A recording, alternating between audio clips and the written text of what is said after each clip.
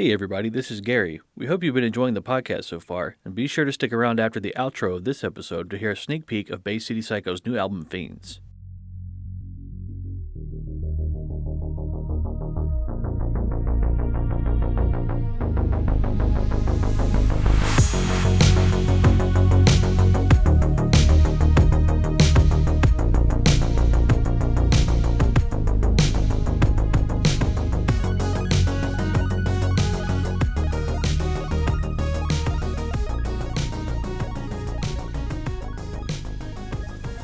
Is that the My Nail Pillow?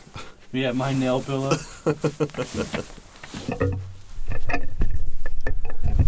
There's nothing like having a nail stuck into my neck when I'm trying to sleep. With new My Nail Pillow. Thanks, My Nail Pillow. Now I have to go get a tetanus shot.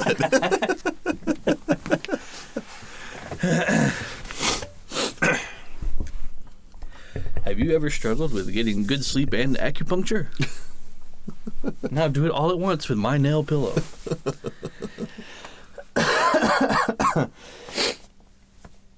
All right, you want to bring us in? Sure thing. Welcome back, everybody. This is the third installment of the Thick Boy podcast. I am one of your two hosts, one of the co-hosts of the Thick Boy podcast, Wesley, and this is my brother, Gary. Hello, everyone. Good morning, Wes. Good morning, Gary.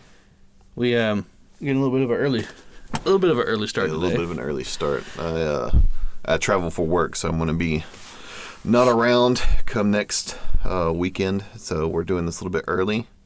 How long are you going to be gone for? About a week and a half. As long as you don't get stuck in Canada again? Yeah, as long as I don't get stuck in Canada What was it that happened last time? You were there for like a month. Yeah, I had an original job that was in Toronto, and then I had to go to Montreal, and that got extended, and then I had to go back to Toronto. Okay. So it was just like a follow-up. So I was there for 5 weeks, so a little bit over a month. Wow. Yeah, that sucked. And for the majority of that, you were just stuck in a hotel room, weren't you? Yeah. So there was like a 7-day period where I had to get a COVID test. Yeah. And I was under the assumption that it was mandated by the country of Canada that I could not leave the hotel room. Really? But actually it was just the plant or the customer that I was going to saying, yeah, you can't come here. So I essentially was... Well, I mean, you got to do what the customer says. Yeah. Well, the customer was like, you can't come to where we are. But then they never said anything about me leaving my hotel room. Oh, you just chose not to leave your hotel room. I didn't know. So I was stuck inside for like 6 days. I was like looking out the window like some type of creep. Like that Russell Crowe gif from Les Mis. It's pretty miserable. Yeah. You know, we're finally in December of the year of coronavirus. Yeah. Year 2020 of our Lord. Yeah. Where did you think we would be with coronavirus by now? When this first all really went down back in like, what was it, March? Was it really started to get ugly? Yeah, I know that I was a little bit more, I wouldn't say in tune with it, but I kind of figured I knew what was going to happen just because I was traveling. I travel for work. So I know during...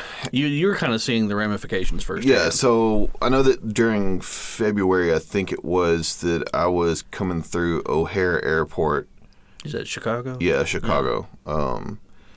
And I remember them talking about it on the TV that they had there because I was sitting at the gate getting ready to come back. And I remember they were talking about it was big in Wuhan over in China and everything. Yeah. And they said they had started to get in some of the initial cases here. And I kind of looked around, like nobody's wearing masks or anything. So I'm fairly certain, like at this point, I've probably like gotten it a few times. You think so? Oh yeah, absolutely. Because I also had a job, like I said, in Fresno, where that was around the same time they had that huge outbreak in Sacramento. Mm-hmm. So. Yeah.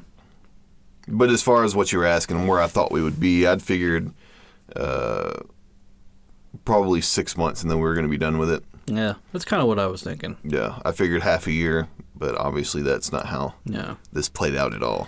Well, no, the Spanish flu lasted for what? It was like 18 months. Yeah. I think they said most pandemics last for around 18 months. Well, we're like at the halfway point, aren't we? I think they said the initial outbreak was November of last year. Right. What the reported outbreak in Wuhan was November of last year. Yeah, I remember reading about it. I don't even know if it didn't have a name in November. It was just like a mysterious flu that people were getting. Yeah, sort of like the Plague game. Yeah, Plague Inc. Yeah. That game's a lot of fun. Yeah, I always name it something stupid like Wiener. Yeah, the world has succumbed to Wiener.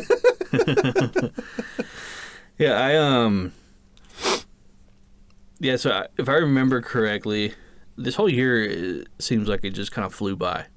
Which is to me personally, I would have thought like it would have been like a total drag with like everything that's going on.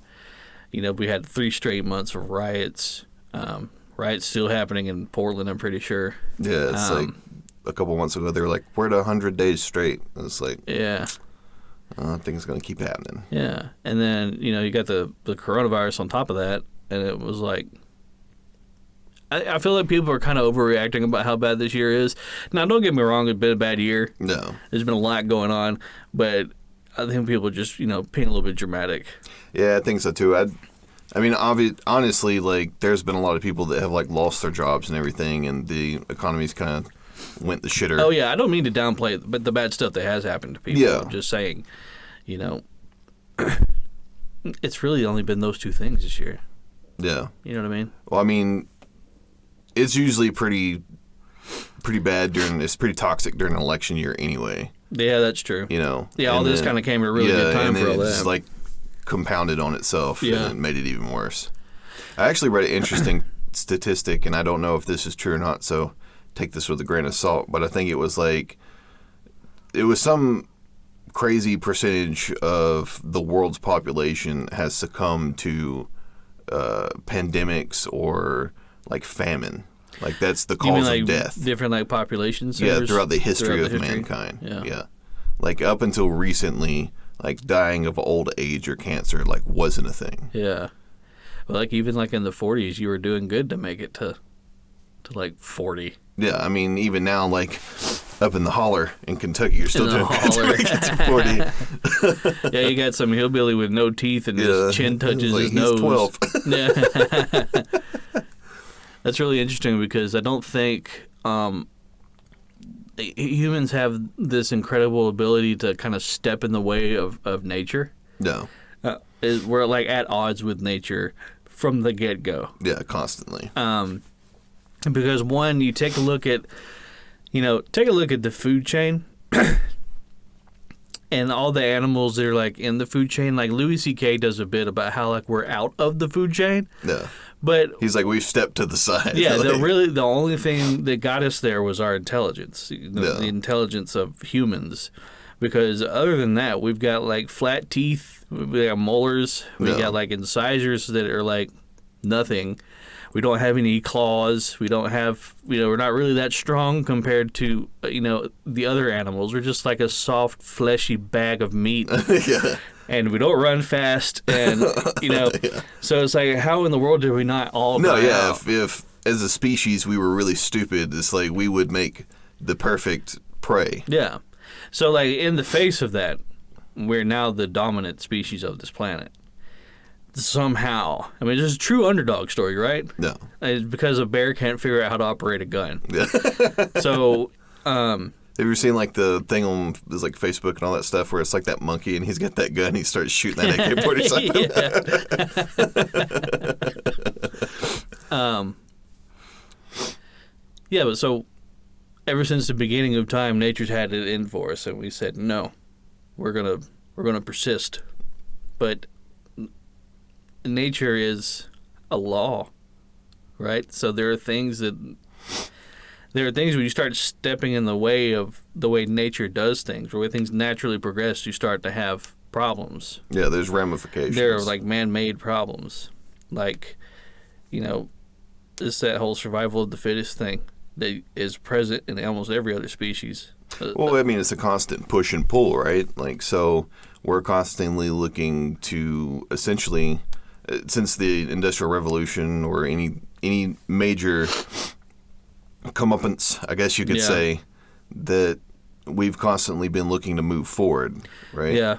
So, I mean, and we know that this planet is finite. Yeah, so it has an expiration date on it. Whether or not it finally runs out of resources, or eventually the sun implodes on itself and everything gets sucked into a black hole. Which we would be long gone before that even happened. Yeah, so or maybe we wouldn't. Maybe we wouldn't. So we're constantly looking for a way to get off of the planet, to get out of the solar system, right? Well, I mean, for the future of humanity, we have to become a spacefaring species, or at the very least have to like terraform other planets. Exactly. You know, we have to eventually, if humans are to persist past the next, what would you say, 2,000-3,000 years? Longer than that. Because the Earth isn't going to be here. As far as like the Earth is not going to sustain life for another 3,000 years. No, not at the very least, not human life. No. The point I was trying to make was, you know, humans, every time nature has done what it does and culls the herd, we have stepped in the way and stopped it. So the natural death rate of humans has decreased. And the birth rate is like exponentially high. Yeah. And you can actually look up. There's two websites. I don't remember what they're called, but you can look at the amount of people who are dying, like a live feed. Mm-hmm. Not like cameras, but like like the numbers or whatever. And then the birth rate, and like just people are dying super slowly. And people are getting born like crazy fast. Yeah. So eventually, we're gonna overpopulation is a problem right now. Yeah, as of now. I mean, take a look in India. Yeah. I mean, those people are like living inside of each other. Well, hell, look at China. China's got the same problem. Yeah, exactly. They have 1.7 billion people or something like that. Right. And India's right at 1 billion. Yeah. So when someone over there gets sick, or catches, a highly viral disease, of course it's going to spread like wildfire. They can't get away from each other. Exactly. Well, it's the same thing. I think you're going to start seeing a lot of people moving out of major cities. Yeah. I just think, number one, because I don't think it's healthy for a human to live on top of each other like that. No. You know what I mean? I think to some degree we are pack animals, or we're social animals. But it's interesting, though, because the further you go in that direction, the less social you become. Yeah, that's true. You know what I mean? Where it's like you have people in New York City that live on top of each other like that, but they don't even know who their neighbors are. Yeah. Right? That's true. So it's like you're constantly forced to be in interactions with people, but then once you're in that situation, it's like you start pushing further and further away from it. Yeah. Like I said, there's constantly a push-pull. Yeah. Right. So you're constantly looking for balance. Well, there's extremes too. No. So a situation like high density population area like New York would probably be an extreme on the one end, and then say of course an extreme on the other end would be like somebody stranded on an island and they make friends with a volleyball. Or, anywhere in Wyoming. Yeah, something like that. So there's got to be like a sweet spot somewhere in the middle. Yeah. But also people aren't happy with being content. You know what I mean? So I feel like a lot of times you see people will create issues for themselves just so they have like a little bit of, something to kind of rail against. Yeah. That's, I think that's why people like celebrities and people who have had everything handed to them on a silver platter always have like these like scandals or whatever. No. That's what I was talking about that with somebody the other day, that it's always interesting that the people who are usually the loudest are the ones that have the most to hide. Yeah.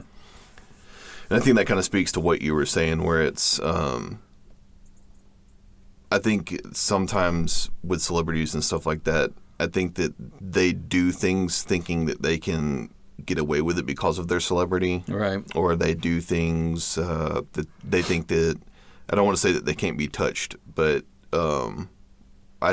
I do think that some of that stuff is for publicity. You know what I mean? Yeah, I can see that. Well, it's like they say, it's like no publicity. There's no bad publicity. Yeah, there's no bad publicity. Yeah, that's not true in today's age, though. No, because people are very quick to drop you. Yeah, to cancel. The whole cancel culture thing. Now, granted, some people get canceled over really stupid shit. No, and like things that are like non-problems. No, because I don't even know where to begin. Like why people are the way they are now with that kind of thing. But anyway, the point is we live in a different world socially now. No. And people are getting it from all sides. No. Men are getting it from women. Women are getting it from men. Yeah, there's that whole Amber Heard, Johnny Depp thing that's going on right now. Oh, yeah. There was the Harvey Weinstein thing. Yeah, that one's particularly heinous. Yeah, it really was. And the whole Me Too movement, the Me Too movement, I'm navigating a fucking minefield right here. So let me be very careful. From an outsider looking in, the beginning of the Me Too movement was exciting because it was disrupting a toxic culture that had developed in Hollywood, where you had like these like Hollywood elites that they were holding the livelihood of all those actors and actresses over their heads, and they had all the control, they had all the power. And so you had these dudes like Harvey Weinstein that were molesting people and getting away with it scot-free. And then you had, what was that one, Kevin Spacey, that molested a bunch of boys? And then they came out after him after it. And he was like, oh, no, I'm gay. Yeah. Like, that doesn't... oh, yeah, that makes it a lot better. Yeah, like, he did it so quick, too, like he had it in his pocket. Like, just in case they find me diddling some little boy, I'm going to whip this one out. But, watching the Me Too movement kind of take place...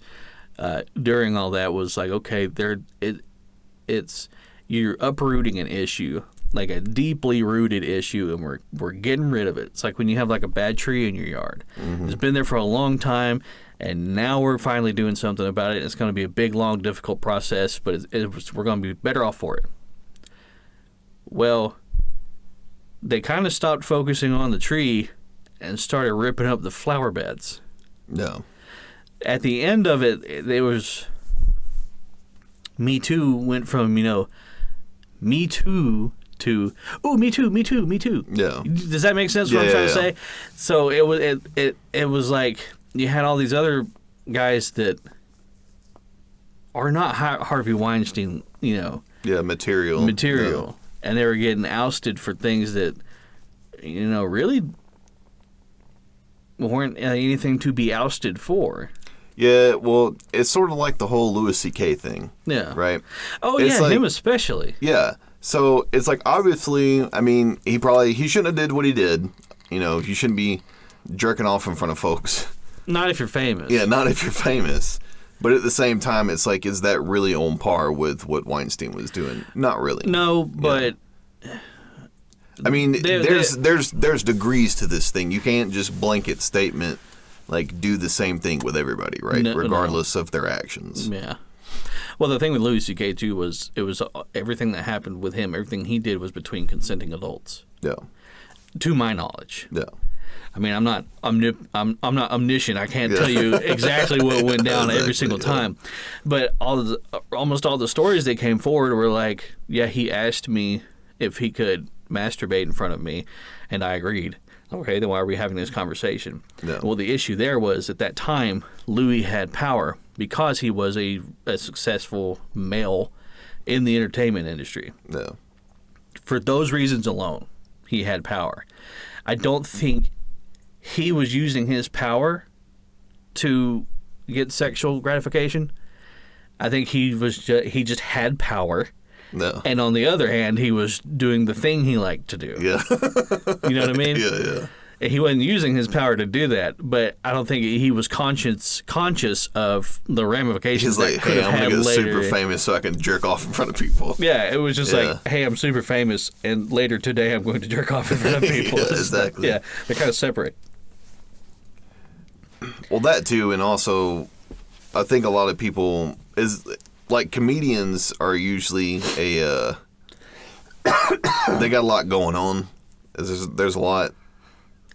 Do you mean like mentally and? Yeah, they're mentally not.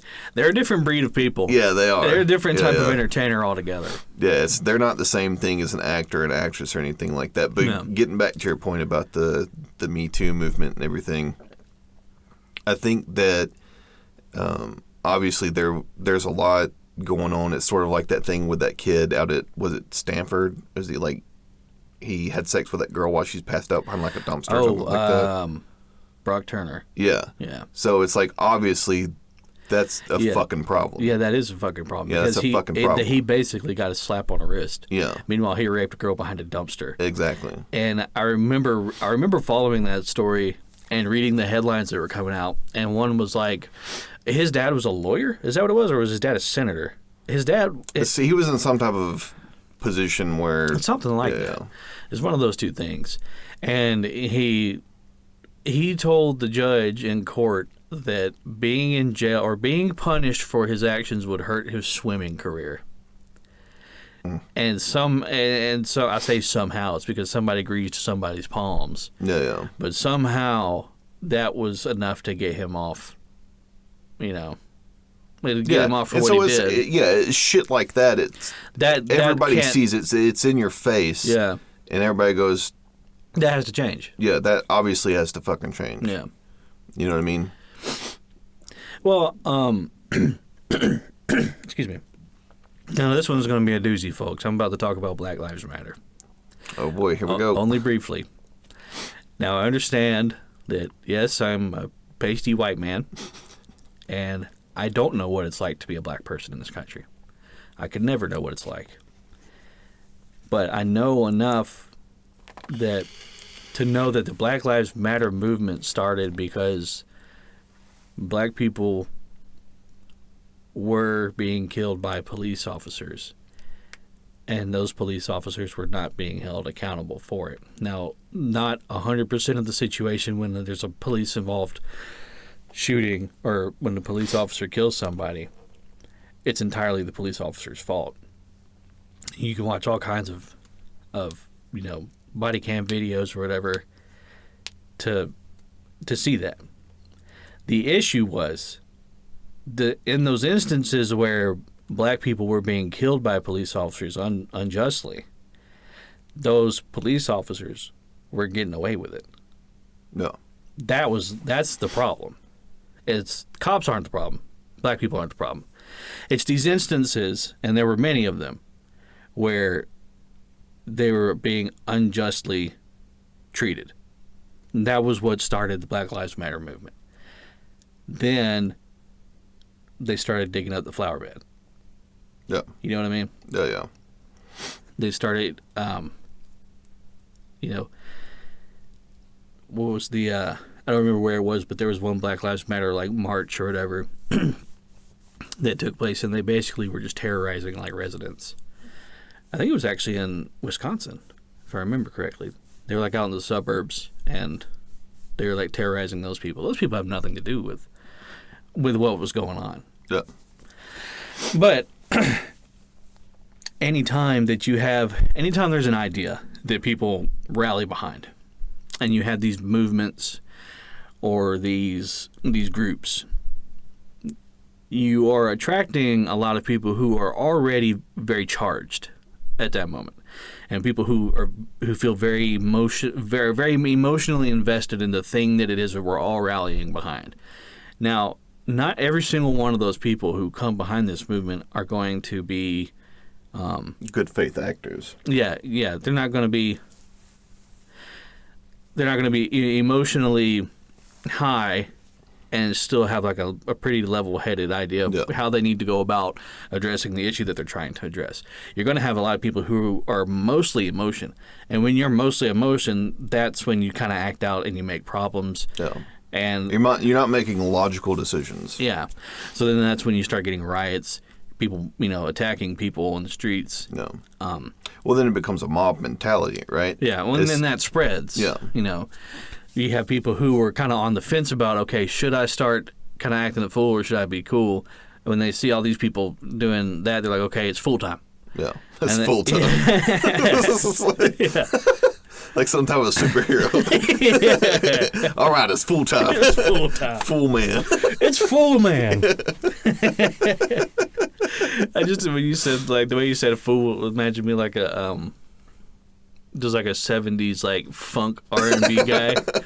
He's got, like, the big, like, bell bottoms. Yeah, he's like, it's full time, baby. It's full time, baby. Oh.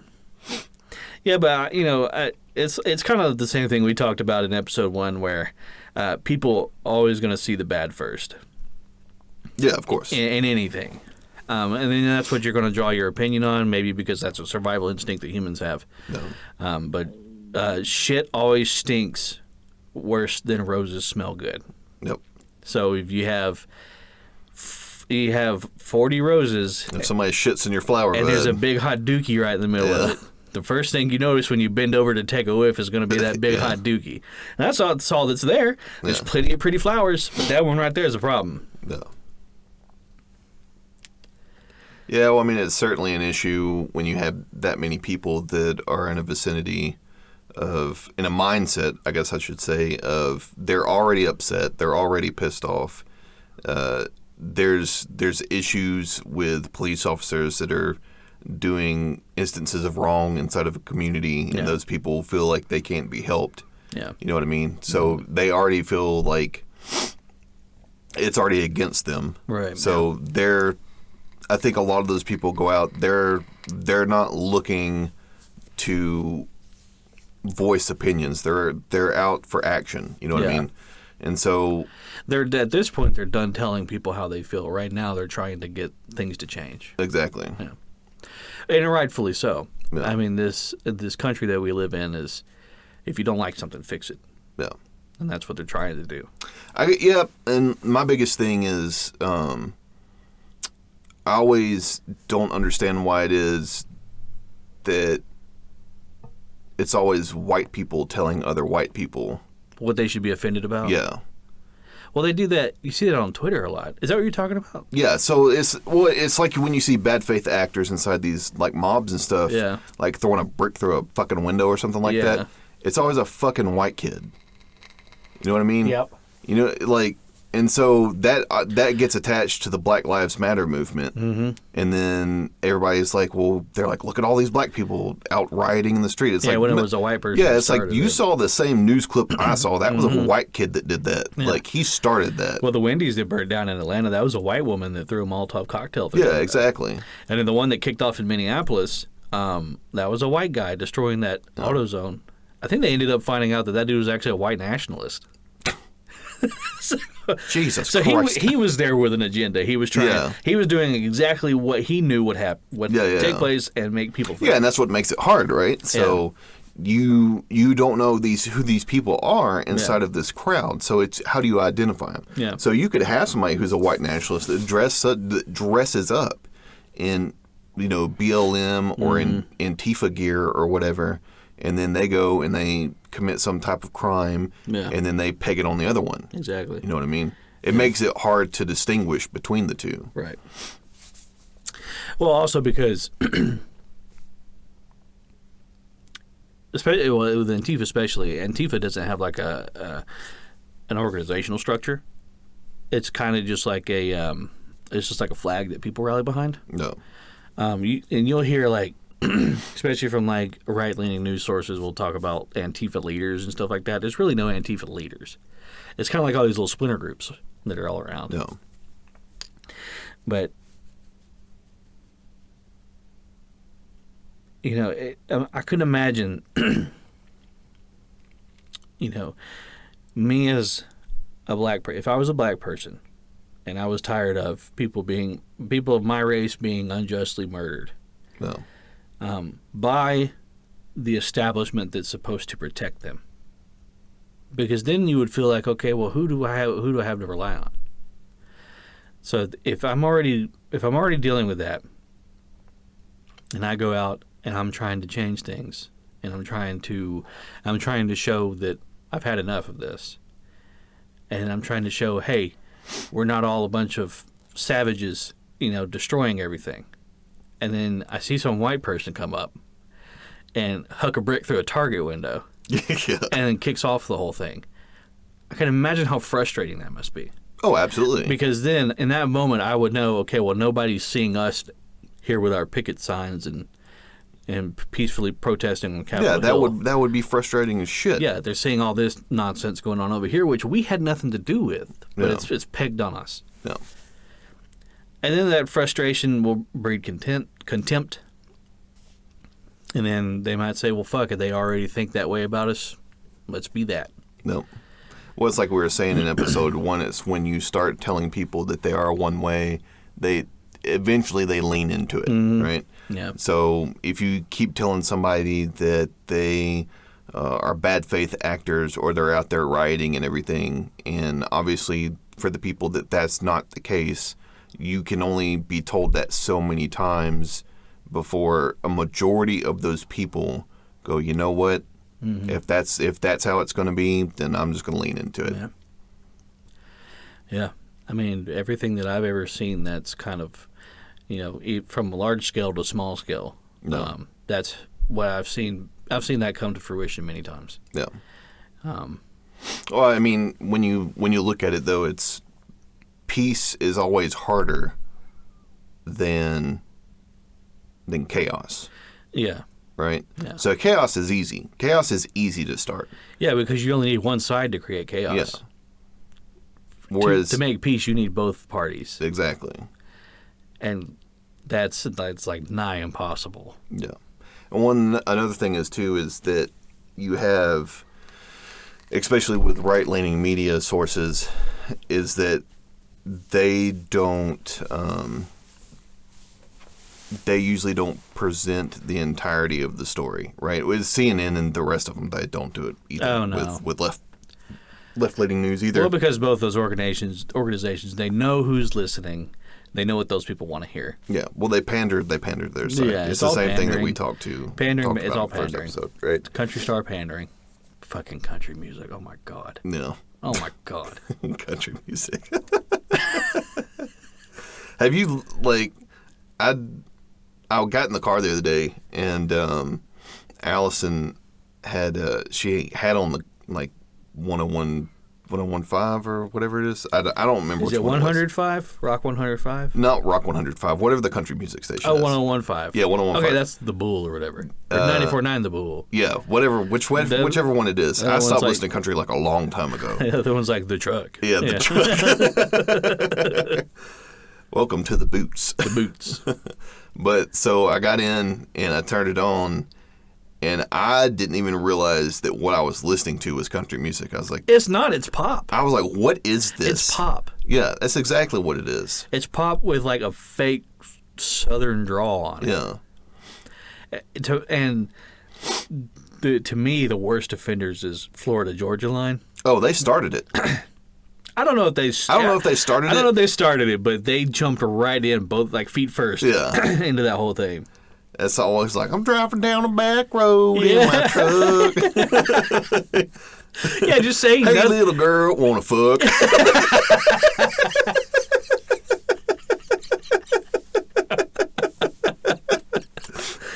There's always some fucking nonsense like that. And they always talk about the same thing, and it's nothing of substance. No. It's always there's a myriad of songs of.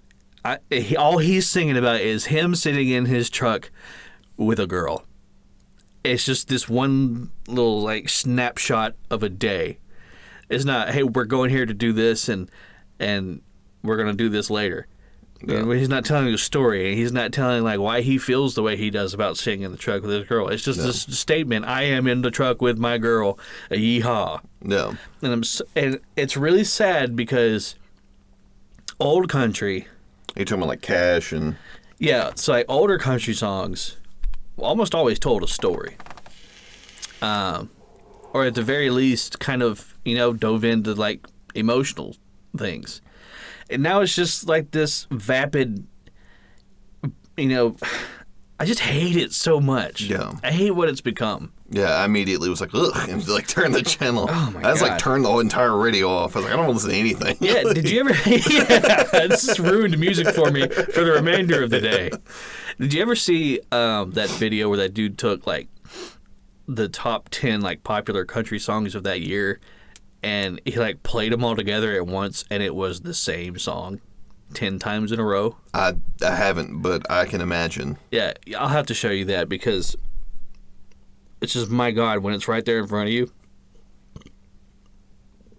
Yeah, I mean, that's the same thing, right? So they just pander to the audience. Exactly. It's like, what does the audience want to listen to? The audience wants to listen to me talk about my dog, my truck, and a girl in a bikini that's sitting in the truck next to me. It's easy to listen to. It doesn't require anything from you. It just has to go into your brain. Yeah. It's the same thing with pop music, right? Yeah. Well, those hollow lyrics that don't mean anything. It doesn't mean anything. It was probably written by like a ghostwriter. Yeah. But yeah, country is definitely the worst. Oh yeah, they're the worst offender right now. Because, so like when I think like an old country song, think like what's that one song where the dude was in prison, and he got in good with the warden. Oh yeah, what's the? I don't. It's about a hunting dog. Yeah. Oh shit, what's the name of that song? I know exactly which one you're talking about. Yeah, Old Red. Old Red. Yeah. It tells a story. It tells a whole ass story. Yeah. Like that could easily be like a 2-hour-long movie. Yeah. And then you have any of Reba's songs about killing her husband. Yeah. Or Carrie Underwood, all those female country singers all sing about killing their husbands. Yeah. And hell, even Taylor Swift. The first couple of songs that she had that were big actually had a little bit of substance to them. No. Like the one about her dying young. No. That's like, especially for a parent would be a difficult thing to because it takes you to an emotional place. That's what music's supposed to do. Yeah. So that's the place that it's taking you to. You're thinking about the death of your child. Yeah. That would be a hard thing as a parent to listen to. But now it's like she sings about how many times she gets fucked in a month. No. Apparently, it's a lot, from what I understand. From the few songs that I've heard. Yeah. God, she had one song that came out a couple years back. I think it was called "Bad Blood" or something like that. And like, I feel like she wrote that song instead of like her team. Yeah. Because the lyrics, they're not hollow enough to have been like these manufactured lyrics that like a team of writers would do. But they're not good enough to have been written by professional writers. Yeah. And like the cadence is really weird in that song. Like there's a part where she like has to cover like a 5-syllable beat, and she does it with the word bad, and she's just like bad, bad blood. But once again, wildly successful. I mean, that's the thing though, is like people. It's like it's easier to consume a 3-minute Taylor Swift song than it is to sit down for 15 minutes and listen to a Tool song. Yeah, oh man. Right? Yeah. No doubt.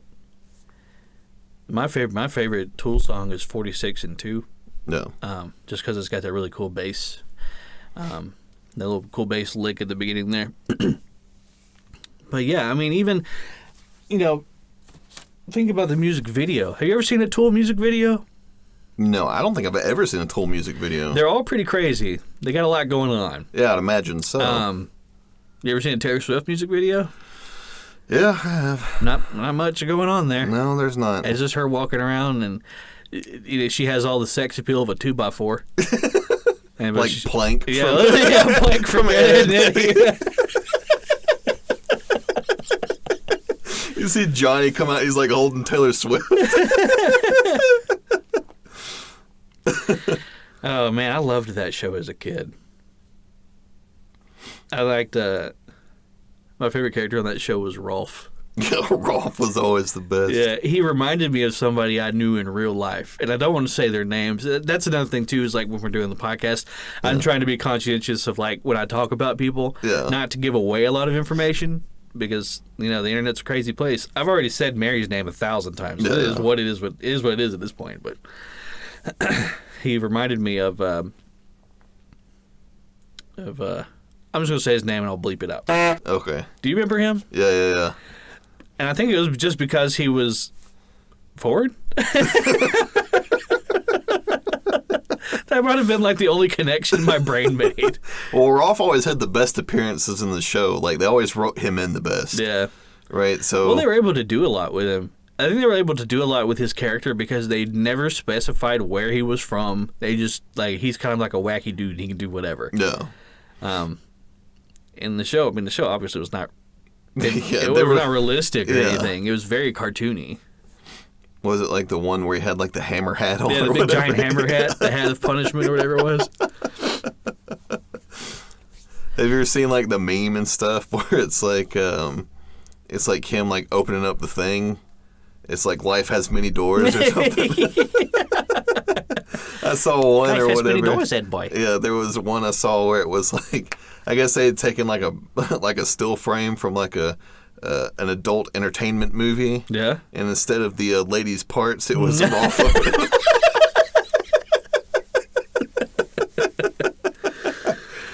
Oh my gosh. I really enjoy. When I was a kid, like all the cartoons that I enjoyed were. I feel like even as a teenager, when most teenagers just kind of start drifting towards like more serious things. Yeah. I was like, okay, I'm still watching a cartoon here, so I wanted to see something cartoony, and that was the best cartoons are always the ones that didn't have like a serious premise. No. And they didn't really like adhere to any kind of sense of reality. So, you might have a like Ed who can pick up a whole tree with, from the roots or whatever and then eat it like a wood chipper. And it's like, who storyboarded that? Yeah, exactly. Well, I mean, when you establish that a character is not realistic, then you can do whatever you want. Yeah, anything's on the table. You open up all these possibilities. But when you're trying to establish like some sense of realism, then there's only so much you could do, and you kind of set up these rules for yourself. No. Like, well, that's always, I think that it's interesting how they do like Family Guy and stuff like that. How, like, you know that you're watching a cartoon, but you're kind of still invested in these characters or whatever. Yeah.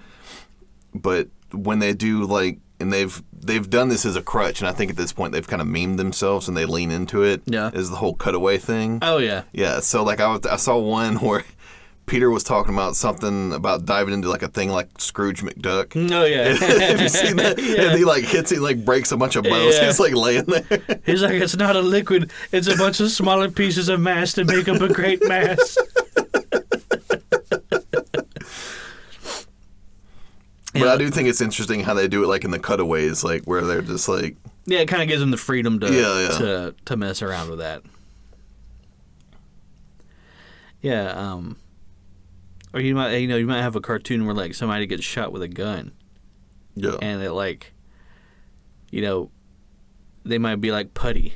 Like it might like come out the back of their head and stretch real long and then like fling back out or something like that. But if you established that death is a real possibility within your cartoon's universe, then you're just gonna have a dead guy. Yeah, which I mean that's kind of like the big thing, the big difference between like anime and like Western cartoons, right? Yeah. So in a lot of anime, it's serious. I mean, there are some like there's some pretty goofy ones, like goofy like moments or whatever. But it depends on which one you're talking about. If you're talking about Dragon Ball Z or like Attack on Titan or something like that, like more so in Dragon Ball Z, they get kind of goofy. Yeah, yeah. But like with Attack on Titan and stuff like that, like that's obviously not. Those are all serious moments in that anime. There's nothing really goofy. Yeah. Like you might have like a one-liner or something in there, but you're not having like a whole scene where it's it's supposed to be like that it's a cartoon. Yeah. You know it's a cartoon because you're watching it. Right, but they established the kind of the theme or whatever. Yeah. Well, yeah, Attack on Titan specifically does a really good job of establishing the theme in the first episode. Yeah. Within the first couple of minutes. Yeah, that shit went off the rails right away. Yeah. That's kind of what drew me into that. Yeah, me too. Into that story. Well, because at the time I was also watching Game of Thrones. Mm-hmm. And Game of Thrones kind of set that precedence of don't get attached to anybody. No. Because anybody's head is on the chopping block. And Attack on Titan kind of treated all their characters the same way. No. And, I mean, I think it was like episode 3. Granted, it was a fake-out death, but, like, the main character died. No. And I was like, what the fuck is this show? Yeah. What always makes it interesting, too, because I think there's, for such a long time, especially with movies and TV, the main character or characters, you knew that they couldn't be touched. Yeah, right? That plot armor. That plot armor. So initially, when I first started watching like Game of Thrones, I obviously thought that Ned was the main character. I was like, "Oh, this is about Ned Stark." And then obviously, spoiler alert, It wasn't. Yeah, at the end of the first season, he's not. Right. Yeah. So essentially, they're telling a large story. They're more leaning into the story than they are the characters throughout the first 6 seasons. Yeah. But yeah, for real. But we won't go into that today. Well, I feel like one of the reasons that I really enjoyed Game of Thrones is because it lended a sense of realism to like all those hero moments. Mm-hmm. So almost every time that somebody tried to be the hero, it went exactly how it would go in real life. In real life, yeah. They died brutally, or right away, or some other situation like that. So so when you kind of establish like just because you're doing a heroic thing does not mean that you are exempt, that you're going to succeed, or that you're exempt. So when we've established that rule, when somebody does do something heroic and they pull it off, that has so much more weight and so much more substance to it. But like if you've seen, the hero pull something off, if he pulls off a heroic act, every single episode you start thinking, okay, when's the next thing he's going to do? Well, I think the best way the best scene that they did that in Game of Thrones was the one with Jon, where they were fighting. Who was it? The flayed man, or Bolton Ramsay? Yeah, so they were fighting the Boltons, and you remember that they were like in a circle, and they were like he was essentially getting crushed in the middle. Yeah. And like I honestly thought, I was like, oh, this is the end. Yeah. Like he tried to have his heroic moment. It didn't work. Yeah. It's like, and now he's dead. Mm-hmm. Yeah, that the Battle of the Bastards was, to me, that was what I would have to assume was the most realistic depiction of what a battle would have been like when people fought with swords and shields and stuff. Because you watch these movies where like you have battles like that, like Lord of the Rings or whatever, and they're just chopping dudes down left and right. No. But in the Game of Thrones and Battle of the Bastards, there was like they were stepping over dead bodies. No. Which is what would happen. Imagine you were in the mall and all of a sudden everybody but you in the mall laid down on the floor. And then another mall's worth of people came in and you had to fight them. You're having to fight all these people while stepping over all these other people. Yeah. And then, they had like a wall of dead bodies that they were using to kind of like, corral all those, Jon Snow and all of his guys in that one area or whatever. And it was just like the panic that set in when they knew that they were routed. It was so real. No. Because that seems like what would happen. That's more realistic than everybody. Like, there's only 30 of us left, but they will never win. Yeah. And they, Huzzah! Huzzah! Yeah. No, you get stabbed in the neck, and you bleed out in front of everybody. Yeah, I mean, it's obviously like with Lord of the Rings and stuff like that. Like that's just an easy consumption for people to go to the movies and sit down with their popcorn. Well, yeah, I mean, they got a couple hours. But at the same time, when Lord of the Rings came out, that was nobody had ever seen anything like that. Yeah. You know what I mean? Mm-hmm. Like, I remember how big those movies were. Yeah, almost everything was, like, special effects and, like, real people and stuff. Yeah. Like, very rarely did they ever use, like, green screen. I mean, those shots where you have, like, the Nazgul like, flying, over Minas Tirith or whatever. Mm-hmm. Like, obviously that was green screen. Yeah. But, like, it's not Minas Tirith, Minas, the one that they blew up the wall. They had a bomb. The orcs brought a bomb and they blew up the wall. Oh, I remember the name of that place. I get so confused with the names and stuff. Yeah, but that scene, where all the orcs show up or whatever, that was a bunch of people. That wasn't like, copy and pasted like graphics. No. That was like actually a whole dickload of people, and they all had armor and everything like that. No. Imagine trying to be like the logistics person for that, and like, oh my God, oh Jesus Christ! But that much effort the fact that well, you can still sit down today and watch it, and they're good. That's what I was going to say. It holds up really well because they went through such, or they expended so much effort to make it, look realistic or whatever. I mean, there are some scenes in those movies that they don't hold up anymore. Like, what was it? Sarah. I always get confused. Is it Sauron or Saruman? Who was the? Sauron was the. Sauron is the eye, the flaming eye. Yeah, Saruman. Saruman is the evil wizard. Yeah. So in the final scene of I think it's the third, where it's not the final scene, but it's in the third movie, where like they kind of topple him over or whatever.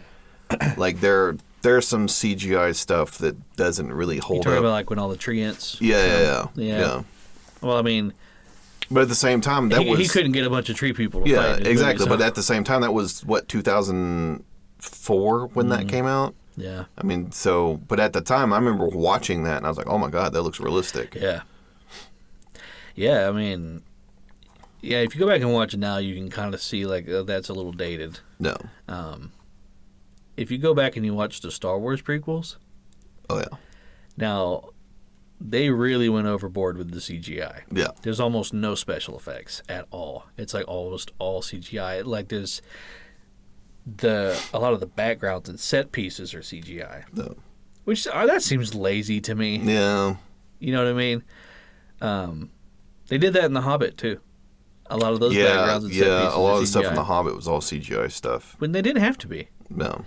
But I guess it's more cost efficient to do it that way, or whatever. As opposed to actually taking the whole cast out to a set somewhere.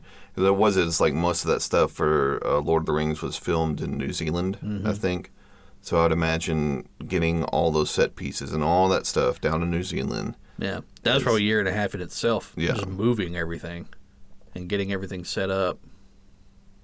But at the same time, it's the Hobbit was more of a money grab to me. Because they stretched they stretched one book into three films, 3 movies. Yeah, like they honestly, and that is it's really apparent in the second and third. Oh yeah, absolutely. Yeah. So I know that like with the original trilogy, like those 3 books are massive. Those are huge books. Yeah. It's like you could have done 3 trilogies with those books. He did a good job condensing everything. Yes. Without really touching the main storyline too much. Yeah. Yeah. Yeah, he did. He was still able to tell the story. Yeah. But like The Hobbit, like come on, man. Like what do you? Yeah, that did seem like a bit of a money grab to me.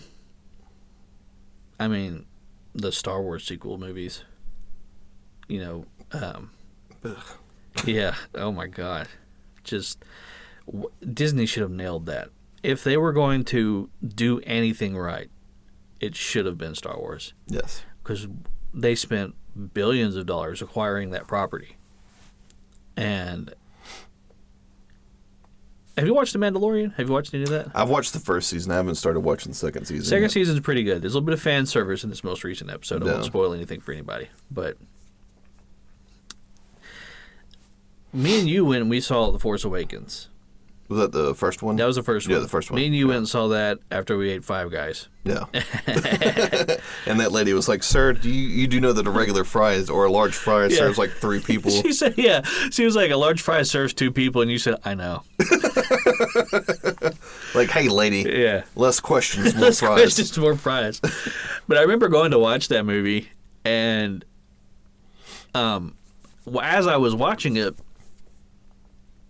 and to this day, I still can't really put my finger on it. I was like, something's missing.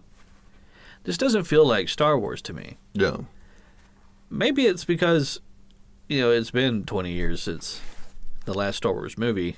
But I don't know. I just feel like I feel like from episodes 7, 8, and 9, they never hit that target. They were never able to really capture. They had a lot of good ideas. And there was... almost everything was there. You had great cinematography. The score for those movies is great. The cast, all the actors did a good job. But I guess it was in the writing. Yeah, which is really odd because the two offshoots, Solo was okay. Yeah. It wasn't great. It was okay. Like it was 5.5 out of 10 for me. Yeah. But Rogue One I thought was really good. Yeah, Rogue One is Rogue really One good. I thought was really good. Yeah. Especially that scene at the very end with Darth Vader just clapping cheeks on the Rebel ship there. Yeah, that was a good one, and the Mandalorian's good. So I mean, obviously they can do it. My biggest gripe with the latest trilogy is in the character development, because there is no character development with any of the characters. It's like I didn't get to know who. I don't even know what his name is. The guy that was supposed to be like a Han Solo type character. Poe Dameron. Yeah, I don't know anything about him. Yeah. Like, they didn't tell his story at all. And then it's like with Kylo Ren, it's like we're like all over the place with him. Yeah. Like, I don't know and then at the end it turns yeah. Like, I don't know. Yeah, it was really egregious in the most recent one. Yeah. Episode 9 or whatever.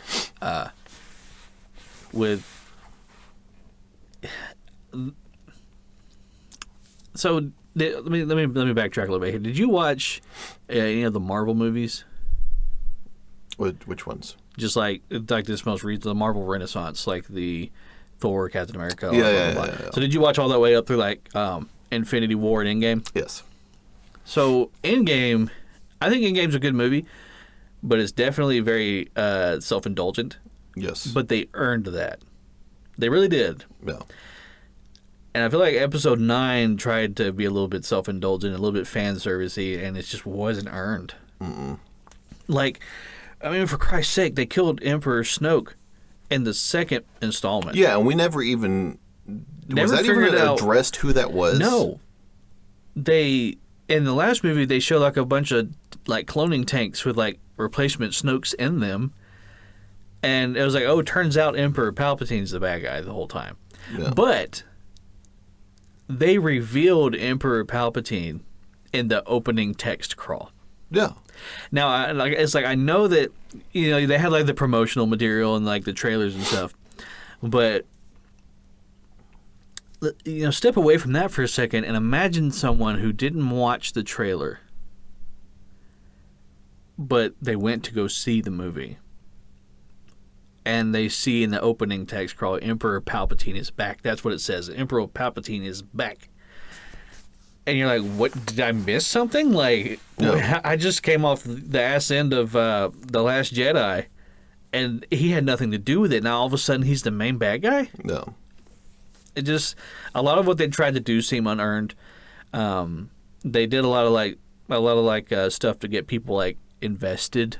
Yeah. That wasn't earned, like Chewie's fake out death. No. What other reason was Chewbacca in that movie? Just to have a fake out death. Yeah, it's the only reason he was in that movie. Well, and the thing is, too, is they just kind of threw Palpatine back into it. There wasn't, like, they didn't write him back into it. They wrote him back into it, but at the same time, it wasn't earned. You know what I mean? It's just like, oh, wait, now Palpatine's back in. Yeah. You know what I mean? So, and then for me, like, that automatically for me, I'm like, oh, Jesus Christ. Mm-hmm. Like, this, like, where's the story going? I was excited when I watched the trailer and I heard, because the way they revealed him was his laugh or whatever, the iconic laugh, and I was like, I'm excited to see how they bring him back. No. I just wasn't expecting it to be in the opening text crawl. No. You know what I mean? Well, and they didn't even, if I'm not mistaken, I don't even think they really addressed the story of him coming back into power. Did they? Or like where the hell he's been? No, they really didn't. It was just like, oh, here he is. Yeah. Like, well, they had him on like that big giant life support machine. Yeah. And he was trying to get, you know how like there can only ever be two Siths or whatever. Yes. Yeah. But there's constantly a third that the apprentice is training or whatever. Yeah. So it's kind of like you have like the Sith Lord, then the Master, then the Apprentice. Mm-hmm. And the Master is usually trying to train the Apprentice to kill the Lord. Mm-hmm. and it constantly shifts in that direction. No. So you had Kylo Ren, who I guess thought he was a Sith Lord, and he kind of was, because if you remember in the first movie, he destroyed like 9 planets. No. That seems pretty rough if you go back and watch it. It's pretty intense. Like, oh my God. I was so disappointed with his character. Yeah. In the opening scene where he stops the blaster and it's just like hanging in midair, I was like, oh, shit. This guy's for real. Yeah. And then he got beaten a lightsaber duel by a fucking nobody. Yeah. And I was like, oh, Jesus by Christ. Nobody. And you're like, yeah, I'm okay with Rey being, like naturally gifted or whatever with the Force. But that can only take somebody so far. Yeah. And she had no training, and she spent like 5 minutes with Luke before he died. Yeah, and then, like, was it in the third movie, she's, like, in the middle of a forest, and she's got, like, rocks floating around her and shit, and it's like, okay, we're not going to address that at all? Yeah, when did she get to that point? Like, there was, like, a whole thing with Luke and Yoda. Yeah, like, there was Luke like 40, sucked. Yeah, there was like 45 minutes of Luke being trained. Yeah, like, Luke, for the first 2 movies, was getting the shit kicked out of him. Yeah. It's like, he was a horrible Jedi. Yeah, in the second movie, he got his hand chopped off and fell down a shaft. Exactly. And the second movie, Rey is like already like knows everything there is to know. Yeah. Yeah, I mean, it was really sad that it went the way that it did, especially with characters that I liked, like Finn. Yeah. I loved Finn. I thought he was a great character. I liked him, and I was hoping that they were going to do more with his story. Like, I honestly thought there was going to be more to his story with, what was the other stormtrooper, the one that...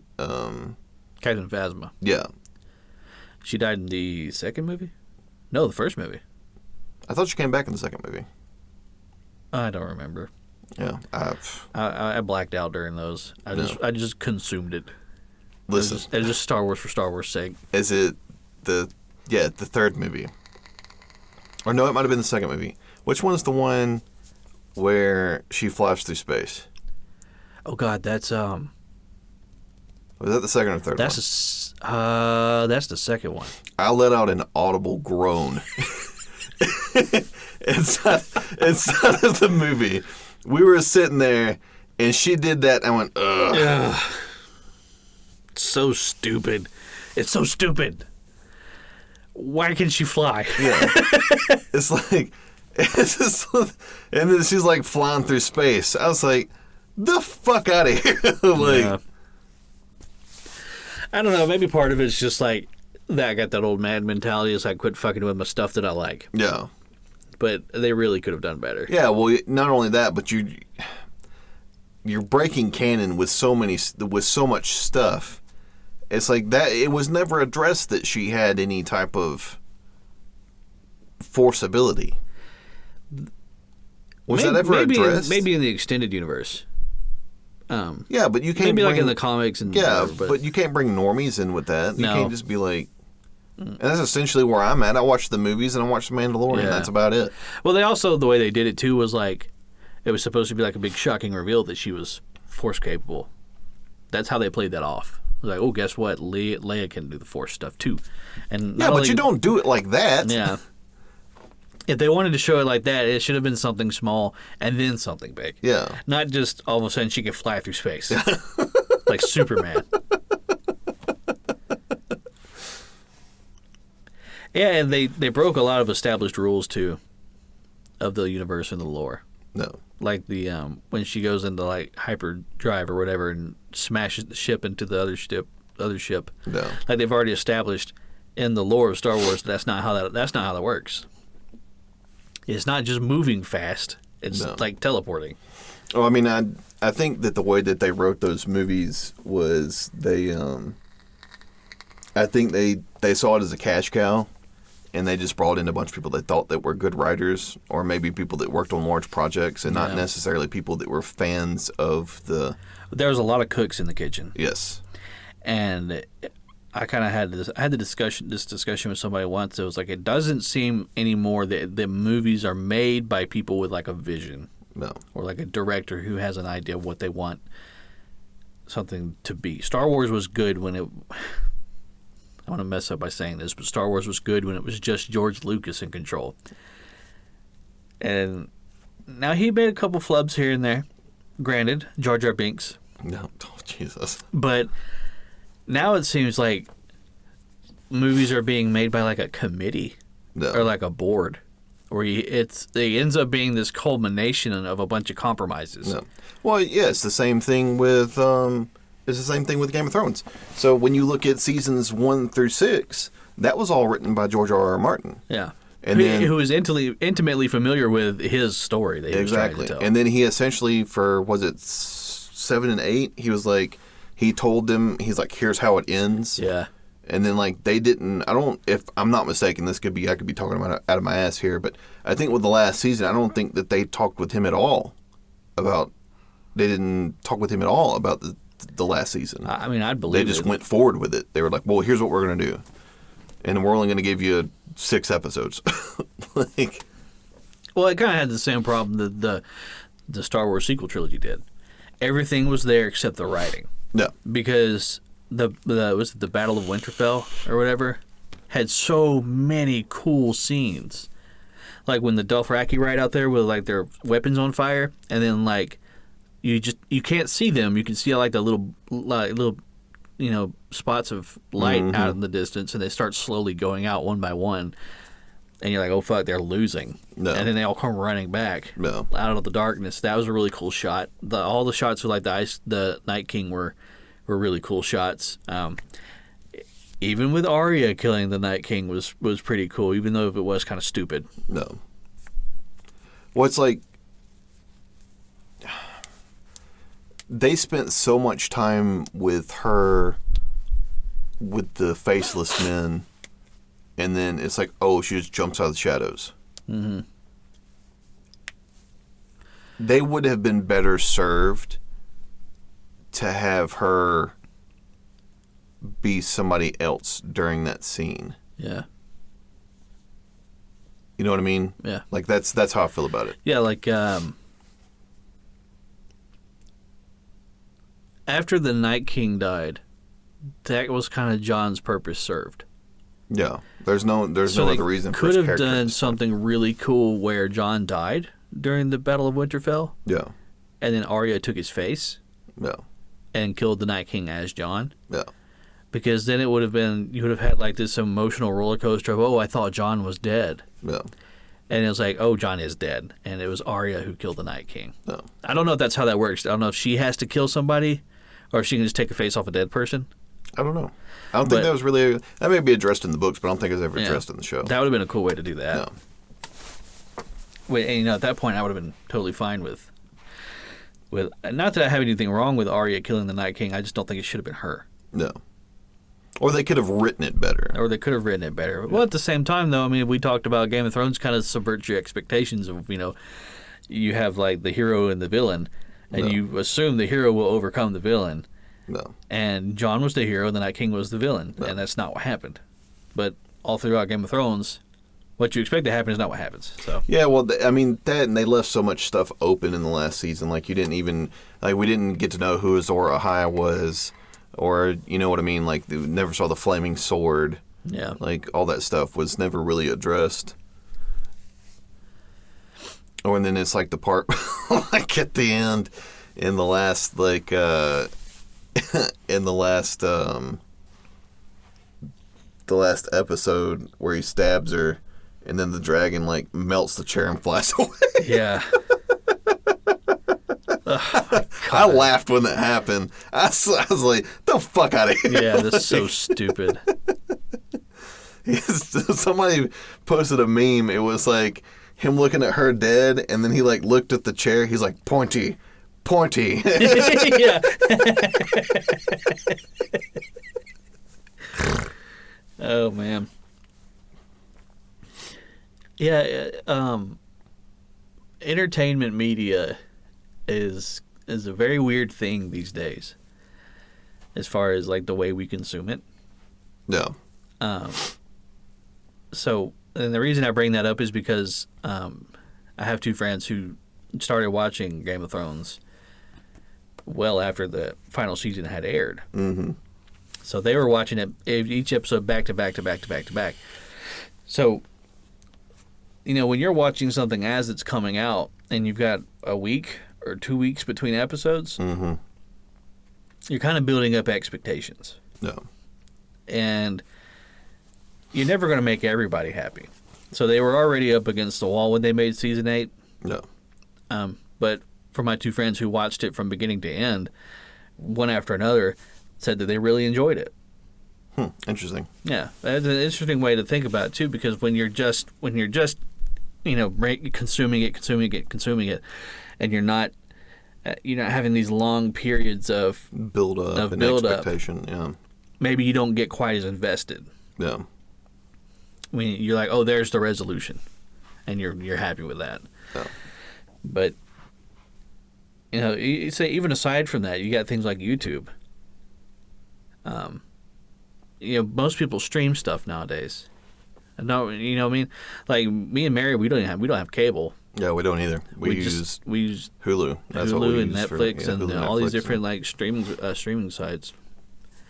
Now, granted, you can find yourself not discovering new things because entertainment is like this a la carte thing now, where you are in control of what it is that you're watching. So you're always going to be looking for things that you've already watched or are similar to the things that you watched. You might not branch out and try new things. I mean, well, anything that streams kind of does that for you. Do you know what I mean? Like things you might like. Yeah. Like they have algorithms that'll say, okay, you watched all this stuff. This stuff is similar, and that's what is on your home page or whatever. No, that's what they're feeding you. Yeah, it's especially bad with YouTube. Yeah. I watched one video of how to remodel a garage. And the next time I opened up YouTube, it was like, this guy fucking loves remodeling his garage. Here's all the garage remodel videos. Have you ever seen that YouTube video where that deaf guy kisses his dead grandma? What? No. YouTube's such a weird fucking place. Man, there's all manner of things on YouTube. Like those was it the joking videos we were talking about last episode? Or mukbang. Oh, is that where they just eat a bunch of different shit? Yeah. Oh my god, like there's this one degenerate on there, and his name is like Nick Ocado or something like that. Yeah. All he does is he gets in front of a camera and he has a mental breakdown while he eats 5 pounds of noodles. And he's got to be pulling in $30,000 a month. Just from doing that. Just consume. Yeah, but so this deaf guy. I'll have to link you the video. It's pretty wild. He's a DJ, and he's deaf, and he's telling this. It's him talking into the camera, or he's like signing into the camera, but he's got subtitles, and he's saying that he somehow acquired the casket of his dead great grandmother. Like acquired. Yeah. No, that's grave robbing. I think it was like they dug up the cemetery, and because they didn't have anywhere to put his grandma, they gave him to him. They just gave him a call. I guess I don't really remember exactly what it was, but he's talking about that, and then he does an unboxing.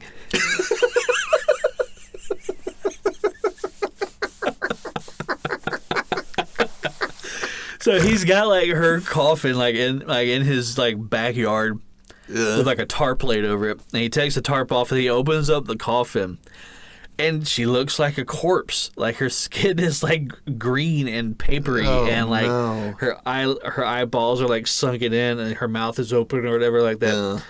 And he's just silently panning over it with the camera, and he's deaf, so he doesn't hear the noises that he makes. Yeah. So it's just him going oh.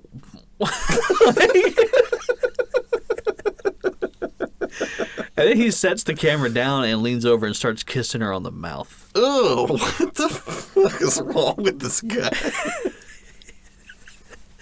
he never. He does it like that's what he was supposed to do. So he wasn't ever like, I'm going to give her a kiss. It was just like, he sets the camera down and he's just like, Is that maybe like some weird gypsy thing or something? I don't know, man. Is he from the U.S.? I mean, that seems like some Eastern European shit. It really does. But yeah, I don't know. Yeah, like something like Orlevsky would do. Yeah, just like he's like squatting somewhere in a tracksuit. Like. You imagine like some guy like with his YouTube channel. Hello and welcome to Orlevsky. Today I will be kissing my dead grandmother. Today I will be kissing my dead grandmother. I recently acquired her body. Mwah. Love you, Baba. Babushka. Babushka.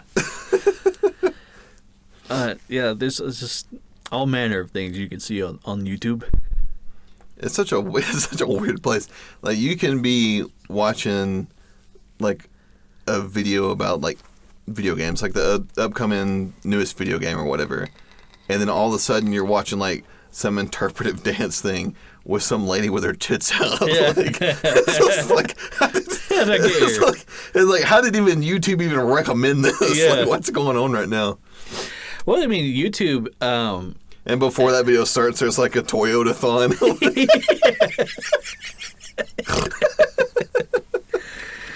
YouTube's a very different beast nowadays than what it used to be. Do you remember like when a video would go quote unquote viral? Yeah. A viral video back then was like a video that had like 1 million views. No. And it was always like a cat or something. Yeah, it was something or like along an animal. those lines. Yeah. But now it's very common to see videos that have got 30, 40, 50 million views, and you've never once heard anybody talk about this video. Whereas that 1 million view video back in 2010 or whatever, that's all anybody talked about. No. Like, have you seen the video of the good blah? No. And it's like, yeah, I love that video. I got a tattoo of it or whatever. And now it's like, maybe it's because you have a lot more users on YouTube now, especially worldwide. Oh, yeah. Because it was really only like it was really like most of the traffic was coming from like Americans, and now it's like they're established all over the whole world, and they're about to start streaming movies too.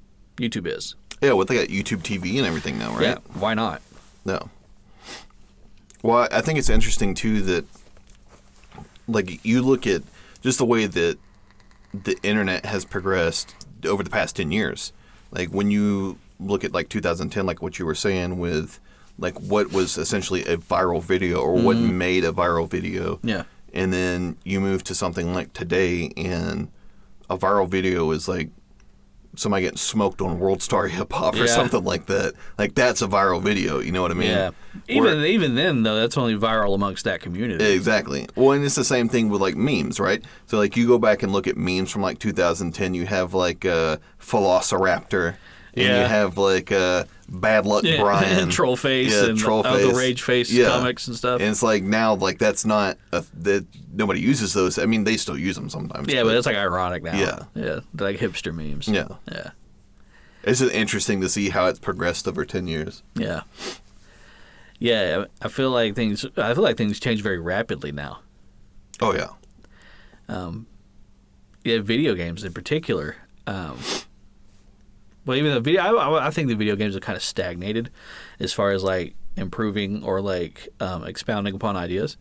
So take for instance, what kind of stuff was coming out in 2010? 2010, was it 2008? There was Halo 3. Halo 3. And then you had like Gears 2? I think Gears 3 came out around that same time. Gears 3. So you had Gears 3 around 2010. Skyrim came out in 2011. Yeah. And that was a big one. Hell, they're still selling Skyrim for $60. Skyrim has had a new release every year since it's been released. No. Well, so who's the name of the guy that runs Bethesda? Todd Howard. Yeah, it just works. It just works. But, you know, when you think about from 2010 to 2020, the type of games that have come out, those games that came out in 2010 hold up in this era. No. Because there hasn't really been a whole lot of... I can go back and play Skyrim right now and do the whole playthrough. there hasn't been nobody's really kind of compounded off any kind of ideas. So like all the games you play now are kind of like a mishmash of like other games. Yeah. And almost every game will have like the same sort of like elements to it. Like there's like a crafting element and like a stealth element, and all that stuff is in every game. Mm-hmm. So from 2010 to 2020, that's kind of how it is now. But then imagine from the year 2000 to the year 2010, yeah, the leap in the progress that was made from those years. Yeah, I mean, what you're looking at, like Pikmin. Well, Halo's Combat Evolved didn't come out in 2001. No. Have you gone back and like played like Combat Evolved? Yeah, like with the original graphics. With the original graphics. Pretty dated. Yeah. But you didn't know that at the time. What you thought you were looking at, what Halo 2 Anniversary looks like. Yeah. It's always interesting when you look at it from a nostalgic viewpoint. Like you don't. Yeah. That's not how you associate those memories. You associate it with what you're currently doing. Yeah. Right. The thing with like those, especially those 3D games back then, was that a lot of the colors were kind of washed out. Mm-hmm. You didn't really see a whole lot of bright, vivid colors. And I don't know if that was because of like limitations of the machines at the time, but games nowadays, it's like, oh God, this is too much. Like, no. You push every single game pushes the console or your PC to its absolute limit. Oh. And you like Halo 5, for instance. Have you played Halo 5 yet? I haven't. There's so much happening on screen and so many colors and so many bright lights that it's not clear like what's a part of the set piece and like what's an enemy or like you know who you are. Yeah. Who am I? You know, it's like, you're getting too much like coming at you. A crisis. Yeah, I'm booting up Halo 5 and I don't know who I am. Well, that was sort of the deal, like when, was it the second Transformers movie or whatever? Like, there were some fight scenes in there. Even in the first one, it's even intense. with the first one, there were some fight scenes in there that I was like, I can't tell what's going on. It looks like you're inside of like a washing machine with a bunch of nuts and bolts. Just like, you know what I mean? It's like just a bunch of mishmash, like, you know. It's crazy to think, too, because, you know, some animator spent countless hours, you know, our team of animators spent countless hours choreographing those fights and animating them and all that. And then when you go and you watch it, you're like, what the fuck am I even looking at right now? It's like a car crash. It's like a car crash in slow motion. Yeah, you can't tell what's going on. Like, I specifically remember it was I think was it the fight between Megatron and Optimus Prime when they were like in the desert or whatever. Yeah. And I was like, what am I even looking at right now? Yeah.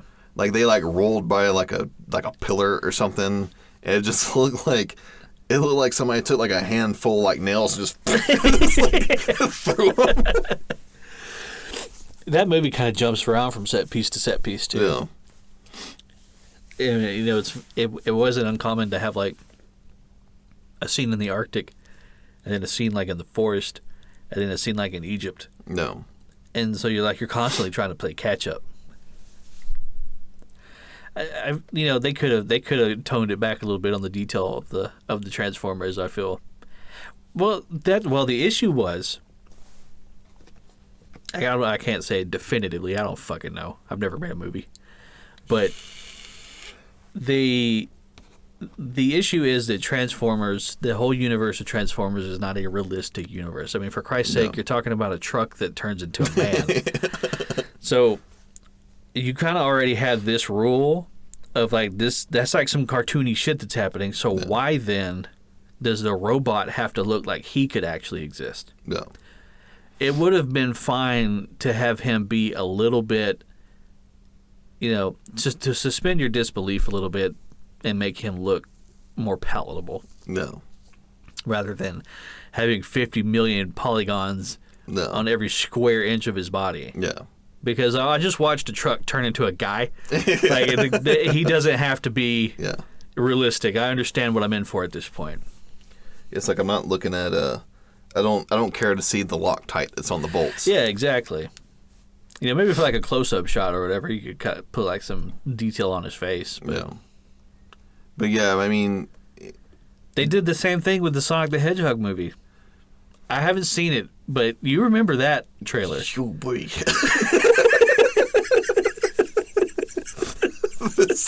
So bad. God, it was everybody. So I remember bad. everybody's like, "What are those teeth?" Yeah.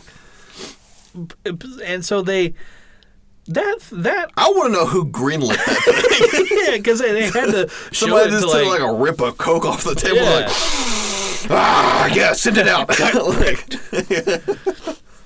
I mean, I don't know why they tried to do like a realistic Sonic. Yeah, there's no reason for that. You have a cartoon character existing in the real world. That's not realistic. He doesn't have to look realistic. Yeah. I'm already watching this movie accepting the fact that Sonic the fucking Hedgehog is in the real world with Jim Carrey. Yeah. So you can make him look like a cartoon character. That's okay. Yeah. Well, I remember when they initially released it, I was like, "Oh, Jesus Christ, what is that?" And then, did you see that when they reconceptualized it and everything? Yeah. Oh, it looked 1,000 times better. Well, the thing I was going to say was they released that within like 8 months of the premiere. And it had to have been, it had to have been a Herculean effort to go back and redo his design in every shot. Every shot. Yeah. Now, they probably didn't do it in the shots where he's just like a ball and he's spitting. They probably left. That's fine. But anything where he's like standing, talking, moving around, they had to go in and redo that. I really want to know if they made 2 Sonics from the get-go. They had the good one, the cartoony one, and then they had that fucking Eldritch Horror.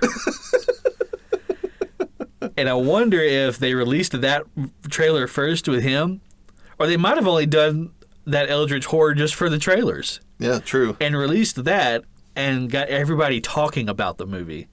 And they said, "Okay, guys, we're going to fix it." Yeah. And then they released the good one. Fucking 4D chess over here. Yeah, exactly. Yeah. Because, how long does it take to make a movie? Granted, it probably doesn't take as long now as it used to. No. But a movie with an animated character, that has to take a long fucking time. Oh, yeah.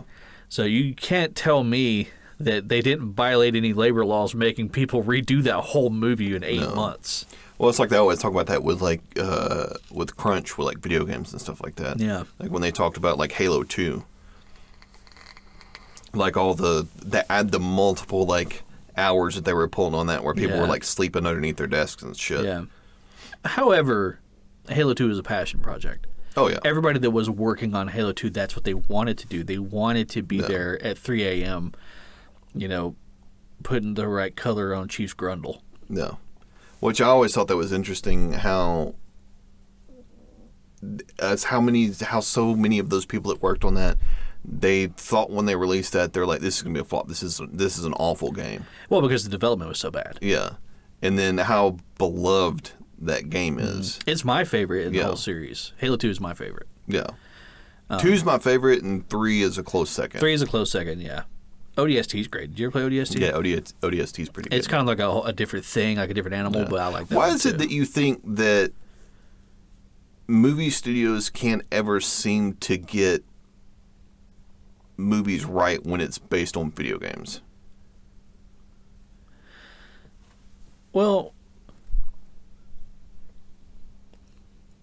I think the reason for that is because the only people who are going to go and see a movie based on a video game character are people who are intimately familiar with that video game character. Now, if it's like especially like narrative-driven video game, and like the character is like a written character, and they got voice lines and dialogue and like, a character arc and blah, blah, blah, that's probably easier to do. Whereas when you, the player, are playing a video game, you have some sort of agency over who the character is because of your actions in game. So everybody who plays a video game is going to have a very different experience. It's going to be different from person to person. One, because people are different, and two, because you're experiencing this video game as you in the video game. Whereas when you go and see a movie, it's you and a bunch of other people. So it's not as intimate of an experience. So when you try to translate the individual experiences of millions of people and condense it down in a 20-hour video game into an hour-and-a-half movie, you're not going to make everybody happy. I guess my main thing is there's so many of them that have been so egregious, like the Doom movie. Yeah. Or you have, like, the Mario movie. Well, because they're not being made by people who make video games. Yeah. It's being made by people who make movies. I think that it would be easy to write a movie like that because they've given you all the source material. Yeah, everything's there. Yeah. It's like, just follow this. If you just retold the story, and just retell the story. It could be some things don't translate well because a lot of the video game, more of the video game is gameplay than it is storytelling. Unless you're talking about a game like Uncharted, but that's already a movie anyway. No. At that point, that's like a movie with like you press a button a couple times. No. So that might be where some of that difficulty lies. But you would think that they would be more involved with like the devs in the game studio. Yeah. Like if I was going to write a movie, or if I was going to produce a movie that was based on a video game character, I would try to become intimately familiar with the character, and then also try to bring on people from the studio that produced the game. Yeah, who had the vision in the first place. And try to get their input. Yeah. And I think maybe at this point there's been so many bad ones that people in the studios would shy away from attaching their names to a video game movie. Yeah. Well, I think that they were kind of afraid from the get-go to make a movie based on a video game. Because I'm thinking like the first video game movie was probably, was it Mortal Kombat? That's as far back as I can think. Was it Mortal Kombat, or was it that Mario movie with the Goombas that had like the... Have you ever seen those? Yeah, that's... I think that might have been the first one. I don't know. That thing's wild. Yeah, that's like somebody that was like tripping on LSD. Yeah, like. that was a coke rip movie for sure. For sure. But video games weren't as mainstream back then as they are now. So there was like a little bit of stigma attached to video games too. Like if you play video games, you're a loser, and this, that, and the other. Now it's like if you don't play video games, you're a loser. No. And I kind of hate that this got that elitist attitude on it now, because it's like, this was my hobby before you fuckers came along and started, puffing your chest up at everything. Streaming everything on my God, fucking streamers. Twitch. Who's that one guy with the blue hair? Oh, I know that doesn't narrow it down, but... the guy that plays Fortnite all the time? Yeah. Ninja?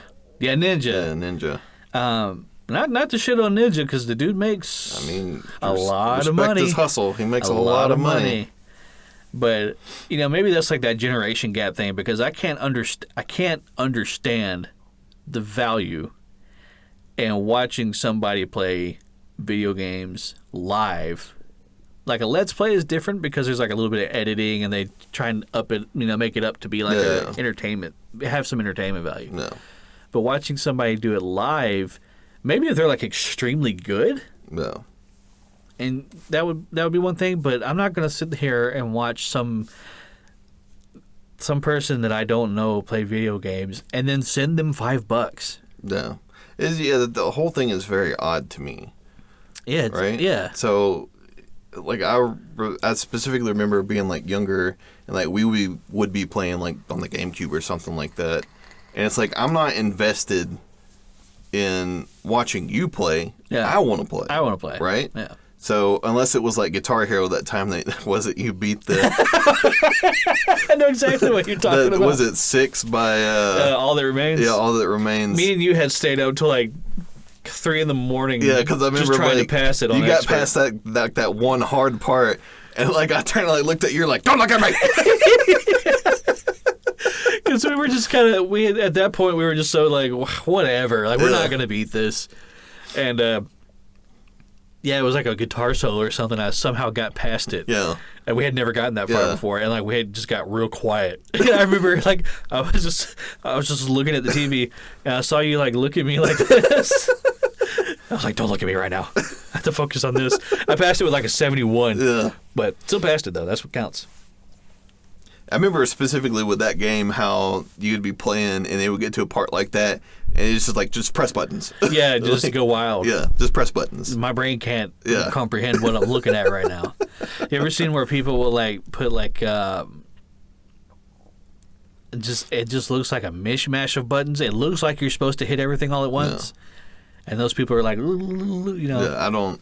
My brain doesn't function at that high capacity. Yeah, I don't have. Yeah, my processing power is not that good. I'm still running like on an old Intel chip. I'm playing Minesweeper at 30 frames per second. This is fucking pegged out.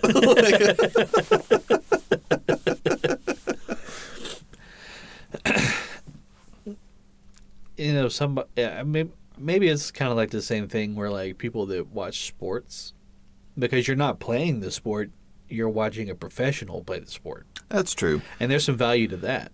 So maybe it's kind of the same thing when you watch a quote-unquote professional gamer play a video game. Yeah, I guess it's hard because I think with like sports teams, you're invested in the team, and it's not you're invested in the team as an idea, and not necessarily the people that are on the team. You know what I mean? Does that make sense? Yeah. You're kind of seeing it. It's like, that way with football, certainly. But like with basketball, people have like their favorite basketball players. Like people are like, my favorite player is LeBron. They're like, I'm a LeBron fan. I'm not a Lakers fan, or I'm not a Cleveland fan or anything. You know what I mean? Or like people that loved Kobe. Like Kobe was their favorite player. Like they like the Lakers specifically because of Kobe. So it might be sort of something like that. I don't personally see the value in it, but I understand that it's there because it's a huge thing. I mean, in there's obviously a market right for it. Yeah, right. I mean, you know, all those streamers that make millions of dollars a month. Clearly, there's a demand for what they're doing. Yeah. I personally don't see it. I guess it's a generational gap or something like that. I really think it is. Yeah, because I certainly don't understand. Also, too, when you're watching a football game, you're not like sending money to the football players like as they're playing. You know what I mean? This is like somebody like catches a pass. They're like, oh, thanks, Big Dick Rick XXX, and they start doing a dance on the field.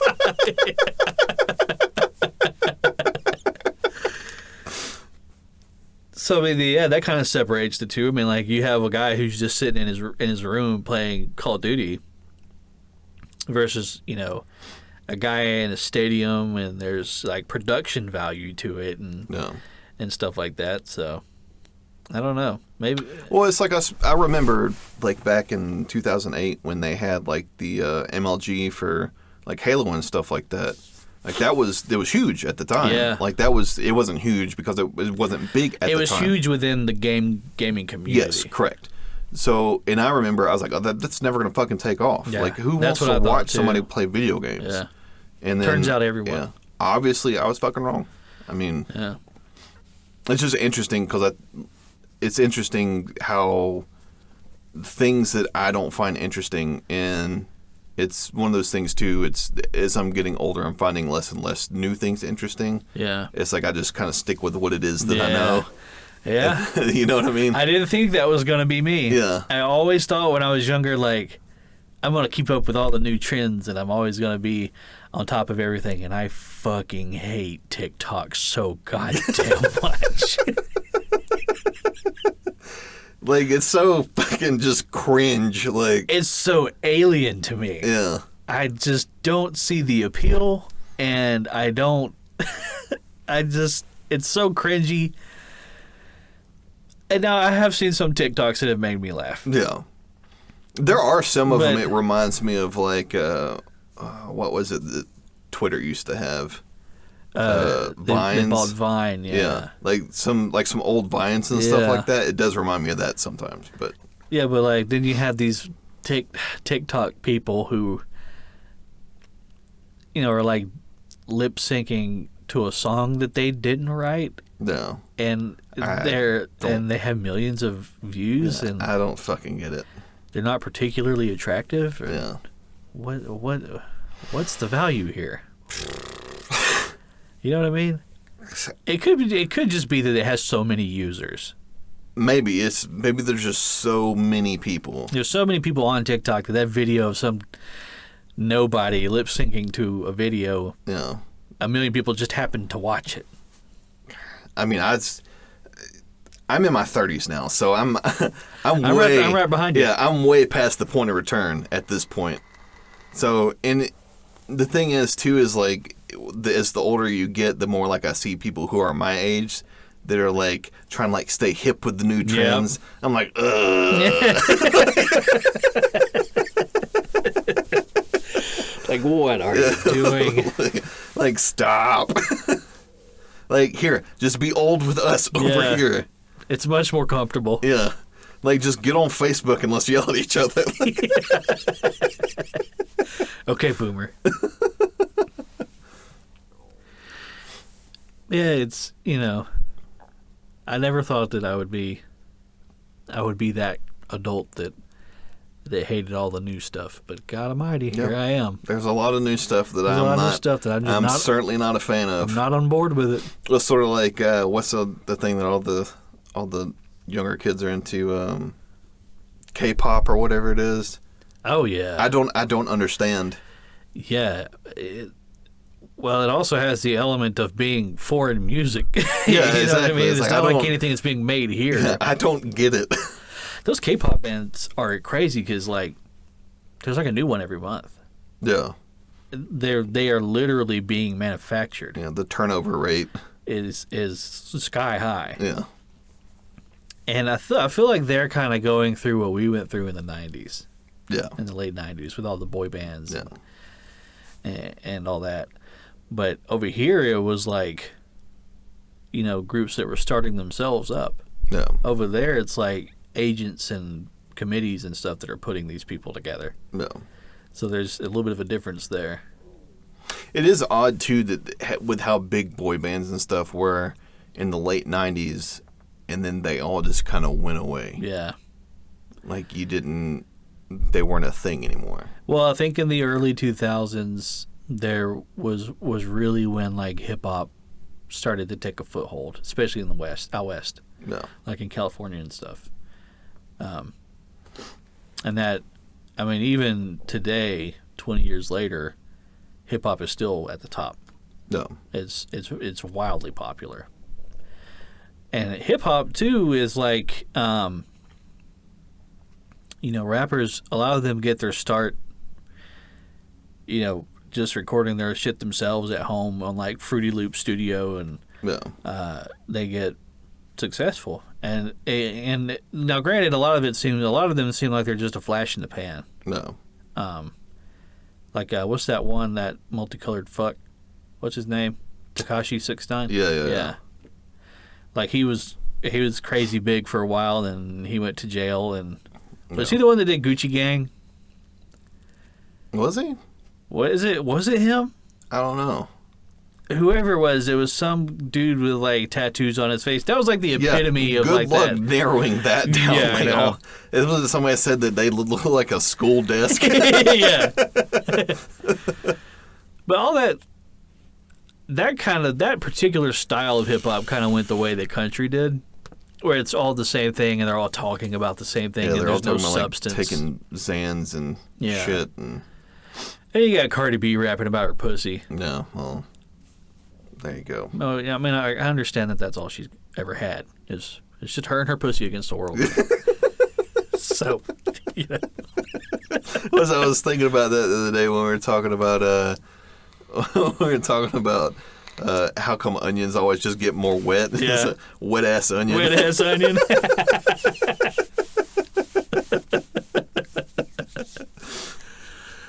Yeah, pretty soon it's gonna be like a It's just gonna be. Have you heard Cardi B's new song? But here, let me play it for you. And it's just.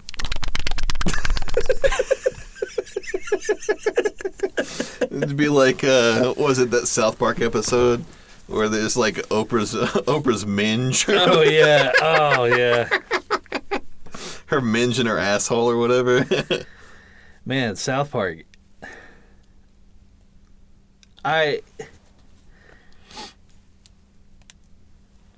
The world that we live in has moved past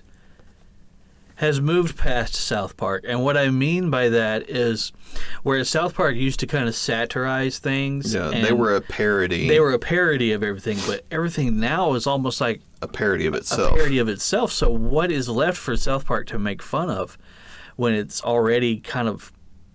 They can't make it any more ridiculous than it already is. Like the whole PC culture thing. Mm-hmm. Was it PC Babies? Yeah, you had PC Babies and PC Principal and stuff, and it was like Trey and Matt were making these jokes that kind of had already been made because it is a joke. Yeah. You know what I mean? I still enjoy South Park. Oh yeah, I still love it. It is still the best show on cable television. Yeah. They are still the most enlightened show. Yeah. On cable television. My favorite thing about South Park is that nothing is sacred. No, yeah. There's no sacred cows. Everybody gets it. Yeah. And it really seems like they're the only ones that can get away with it. Yeah. When it's always, that's why I've always loved South Park, is because nobody is free from getting fucking flamed. Yeah. Like everybody can, as the young folks say, everybody can get this fucking smoke. Because South Park is constantly fucking in somebody's asshole over something. Yeah. Well, you know, I kind of feel like the past season or whatever, they did the whole Integrity Farms thing where Randy did like the weed farm. Yeah. They kind of ran that into the ground. Yeah. But they're self-aware. No. Because they made jokes about how they did run it into the ground. No. And, you know, that's kind of the difference between, like, this era of South Park versus, like, this era of Family Guy. Like, have you watched, like, any episodes of the newest season of Family Guy? Yeah, I've watched. It's really self-indulgent. Yeah. Far more than it has any right to be. Yeah. Where, you know, Family Guy kind of used to be... really more than anything, Family Guy was a satire of The Simpsons. Yeah. Which was already a satire of sitcoms. Yeah. Which were already a satire of dramas. Yeah. So, you know, you're kind of really far removed from, I don't want to say the source material, but you know what I mean? Yeah. The further and further away that you move. Yeah, they were like a lot of degrees off of where the inspiration was coming from to begin with. So, like, then you have these new episodes of Family Guy where it's just like, it's like 80% cutaway gags, or, you know, they'll do that thing where they like draw something out for a really long time. Mm-hmm. Which, you know, was funny the first couple times, but now it seems lazy. Yeah. And it's like when you're watching an episode of Family Guy, you're kind of like, okay, when are they going to do the thing where they, you know, they run the same gag for 10 minutes? Yeah. Well, that's the one of the things that I've noticed with the new seasons is the only one that seems to sort of, they do any type of like self-awareness or whatever is always with Stewie. Yeah. Stewie, for some reason, what they've chosen to do with him is anytime they call out their own bullshit, it's always with Stewie. Yeah. You know what I mean? Yeah, yeah. Well, all those characters, too, they have been, what the term is called, Flanderization. Yeah. Where they're kind of just like, so like in the first season of Family Guy, Peter Griffin was like a drunk but well-meaning dad. Yeah. And Lois was like a doting mother with like, you know, she was like a doting mother with like maybe like a drinking problem. Yeah. And then Chris was just like a dumb teenager. And then Meg was like an outcast. And Brian was the voice of reason, and Stewie was the wild card. Yeah. Now it's like Peter is canonically retarded. No. Within the Family Guy universe. Lois is just a drunk. No. Chris is retarded. Meg is a punching bag. No. Brian is a liberal, like a parody of a liberal. No. And Stewie's gay. No. Like, how did we go from all those characters were relatively deep, to what they are now? No.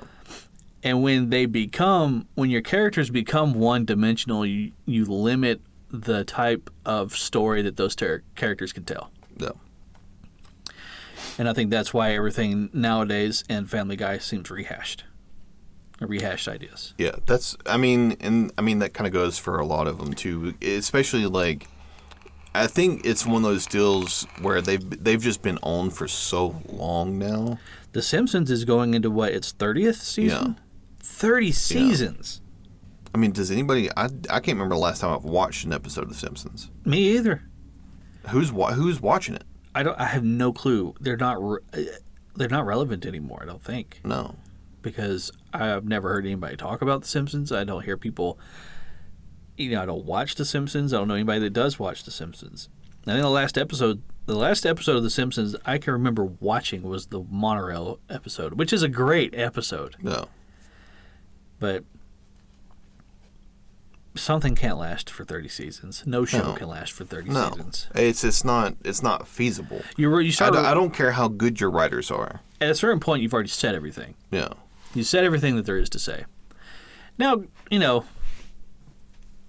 when you have a new show that comes out, especially nowadays with the way the entertainment media is, it's like you really have to bring your own spin and your own flavor to something. But at the same time, all you can really do is stuff that's already been done. No. South Park had an episode about that. No. Simpsons did it. They've already done everything. No. What's left to do? All that's left to do now is just to be wild and crazy and not have a specific direction to go in. No. So, what Family Guy is doing. It's the same. It really is the same thing with South Park's done the same thing, sort of. I mean, when you think about what the characters were as opposed to what they are now. Mm-hmm. You know what I mean? Like, look at the first couple of seasons, which, to Trey and Matt's credit, they have said that they cannot stand the first couple of seasons. They're dated. Yeah. But essentially now the whole show for South Park is turned into they talk about current events. Yeah. And I think the way that they're able to get away with it is because they can put out episodes so quickly. Right. Because of the production value. Yeah. I mean, I'm not watching South Park and it's not animated in the same style as The Simpsons and Family Guy. It doesn't take as long. Right. It's still the cutouts. Well, I mean, they use computers to do it. They use computers to do it now, but at the same time, it's still, all of it's still very crude. Yeah. And they make it in 6 days. Yeah. Like, you ever see that documentary, 6 Days to Air? Mm-hmm. Like, they start storyboarding on Monday, recording on Tuesday, animating on Wednesday, and then finishing up by Thursday, Friday, and then Saturday it's on air. And that's episode to episode. And I think, if I remember correctly, they did that as a challenge to themselves. No. And then Comedy Central was like, that's how we're doing it from now on. And they were like, fuck. Oh, no. But it works well with their style. Yeah. A lot happens in a week.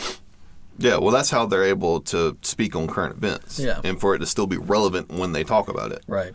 Because I remember, even up until recently, I mean, this year's been a little bit different because they've released essentially just the one episode, the pandemic special. But I think they're doing mostly all their stuff remotely, so I think it's taking them longer to do it. But with election years and stuff like that, I was always looking forward to what it was that they had to say about it. Yeah. Because they were always sort of... They're kind of on point. Yeah, they always tried to they would go one direction and they'd try to bring it back and be like, here's the voice of reason. Yeah. You know what I mean? Yeah, at the end of the episode, there's always they came back to a place of, a real realism. No. And they would state the the lesson, quote unquote, and then there would be like a final gag. Yeah, that's kind of like how each of those episodes were structured. Yeah, they were really the only ones that could do that. Yeah, I mean, really, there's no other show that can probably recreate that. Yeah, the way that the shows are structured.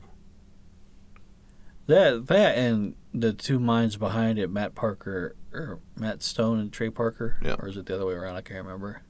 Matt Stone and Trey Parker, I think. But those two guys are brilliant. Oh yeah, they're brilliant comedians and brilliant writers. Did you ever see Basketball? I've seen clips of Basketball. I've never sat down and watched the whole thing. I like Basketball. Basketball's pretty good, but it's got a lot of their humors in there. Yeah.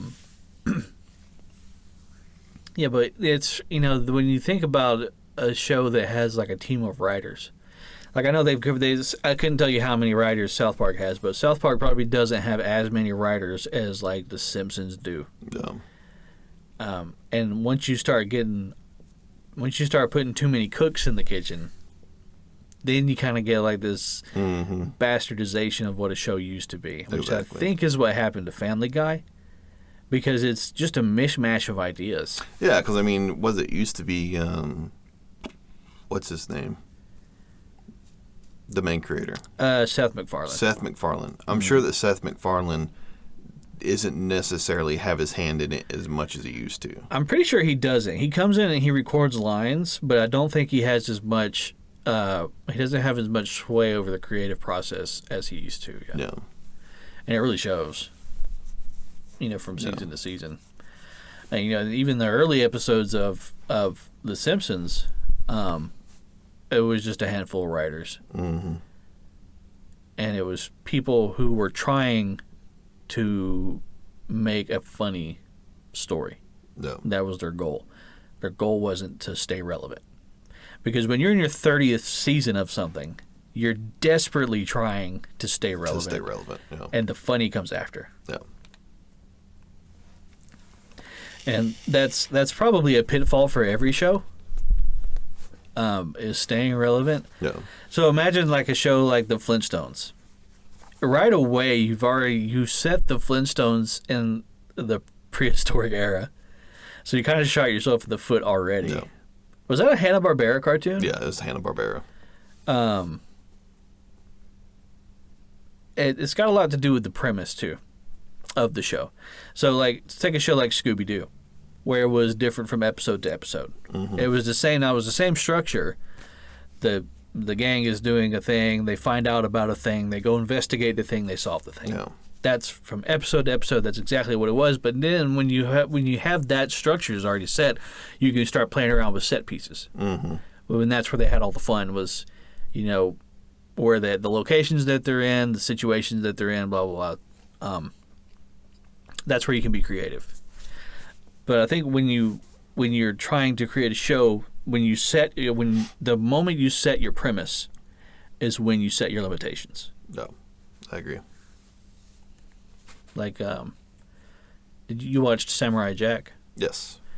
So Samurai Jack the premise was a feudal era samurai sent to the future. You can do all kinds of shit with that. Yeah. Especially when you're working with the future. Because nobody knows what the future's going to be. Yeah. Every option's on the table. Which I think they did a really good job of nailing the final season. When they came back years later and released it on Adult Swim. Oh, on Adult Swim? Yeah. Yeah, it was really good. Yeah. That final season was really, really good. Yeah, Gendy Tartakovsky's amazing. Yes. One of my favorite things about Samurai Jack is the way the story is told, because each episode is like its own self-contained thing with a storyline that kind of overarches each episode. Well, The Mandalorian's doing the same thing. Each episode is its own contained story with a bigger story over the top. Yep, telling a bigger story. And I really, really like that, because when you set up your, again, that's the premise. You can tell any kind of story you want and still have the overarching story on the top of that without losing sight of what you were originally trying to tell. One of the things, too, that I really liked about Samurai Jack was that it didn't try to treat the audience as if they were children. You know what I mean? Like, it wasn't one of those things. They didn't spell it out for you. Right. It wasn't like somebody, like, spoke out the plan of what it was that they were going to do. Yeah. There wasn't a lot of, like, exposition dump. Yeah. I cannot stand expository dialogue. Yeah, I can't either. To me, that is, like, one of the biggest, like, storytelling faux pas. Now, it's probably necessary in some instances, and you can do expository dialogue well, but it's very difficult. No. Like, the most egregious example I could think of is in Spider-Man Far From Home, the newest Spider-Man movie. There's a scene where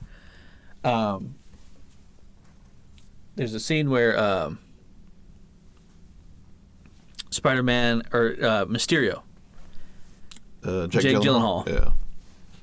There's like a 10-minute long scene where he lays out. He essentially says, "We're the bad guys, and this is why." No. And like, don't treat me like a child. I could figure that out if you just move along. No. You don't have to pause everything and explain to me what's happening, and then get on with the story. No. And that's a big problem in video games too, which it shouldn't be, because in video games you're in control of the pacing anyway. Exactly. So when you take control away from the player, that's really jarring. No. Especially when you take control away from the player to offer expository dialogue. No. It's like, I don't care. Don't attack me with this. It's very start stop. It's like it's constantly like it's like you're running at full speed and then you like hit a wall. Right. It's a whole show don't tell. Yeah. The best video games that tell a story is when the story happens during the gameplay. Yeah. Rather than the story happening and then there's the gameplay and then there's the story. No. And you know what I mean?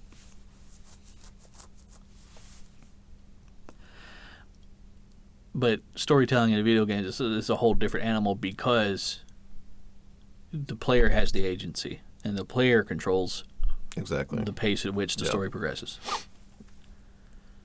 Yeah. I certainly agree. Well, I think that we're about up on time. Yep. I think we're running up on the 2-hour mark here. Okay. So I guess I just want to say thank you to everybody that's been listening. Yes, thank you very much. I certainly appreciate it. I've been very surprised by the amount of people Me too. that have downloaded and listened to the episodes, especially with the amount of people that aren't from our area that are listening to the episodes. Are we getting like concurrent listeners from other places? That I can't really tell. I can see on Buzzsprout, that's the website that's hosting our files. Shout out to Buzzsprout.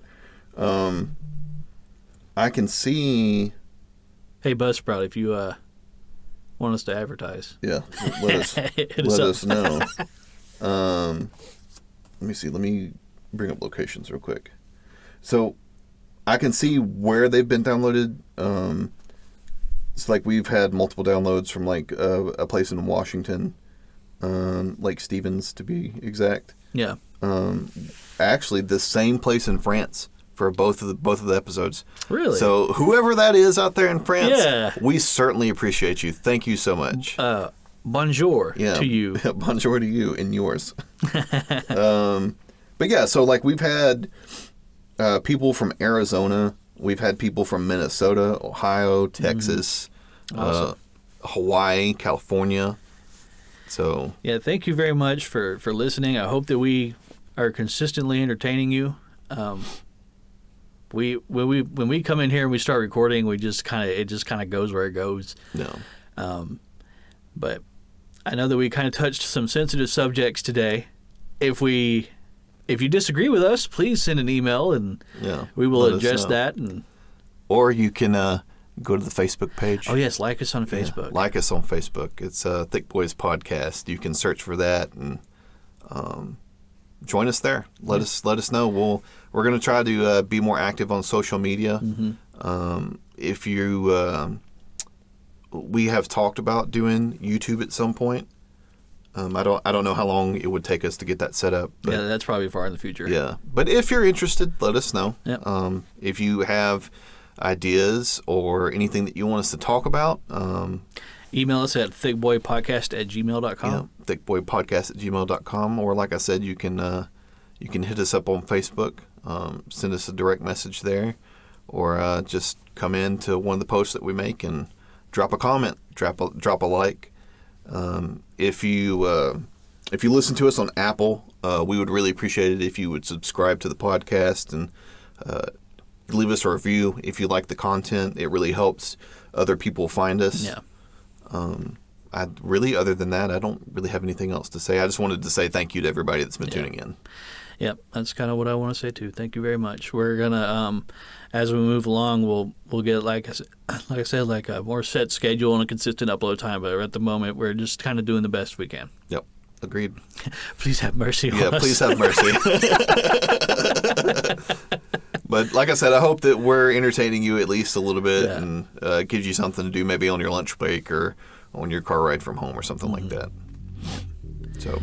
Alrighty. Well, thank you for joining us today, and thank you and goodbye. Goodbye.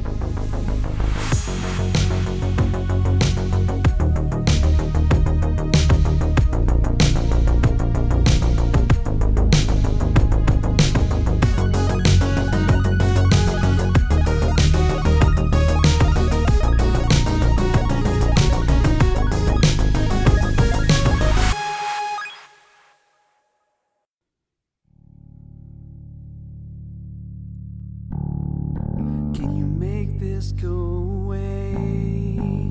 'Cause I can't deal. I can't fight this anymore. Can you make me feel like I'm alone again? Not so preoccupied by who's inside me. I can't take this anymore.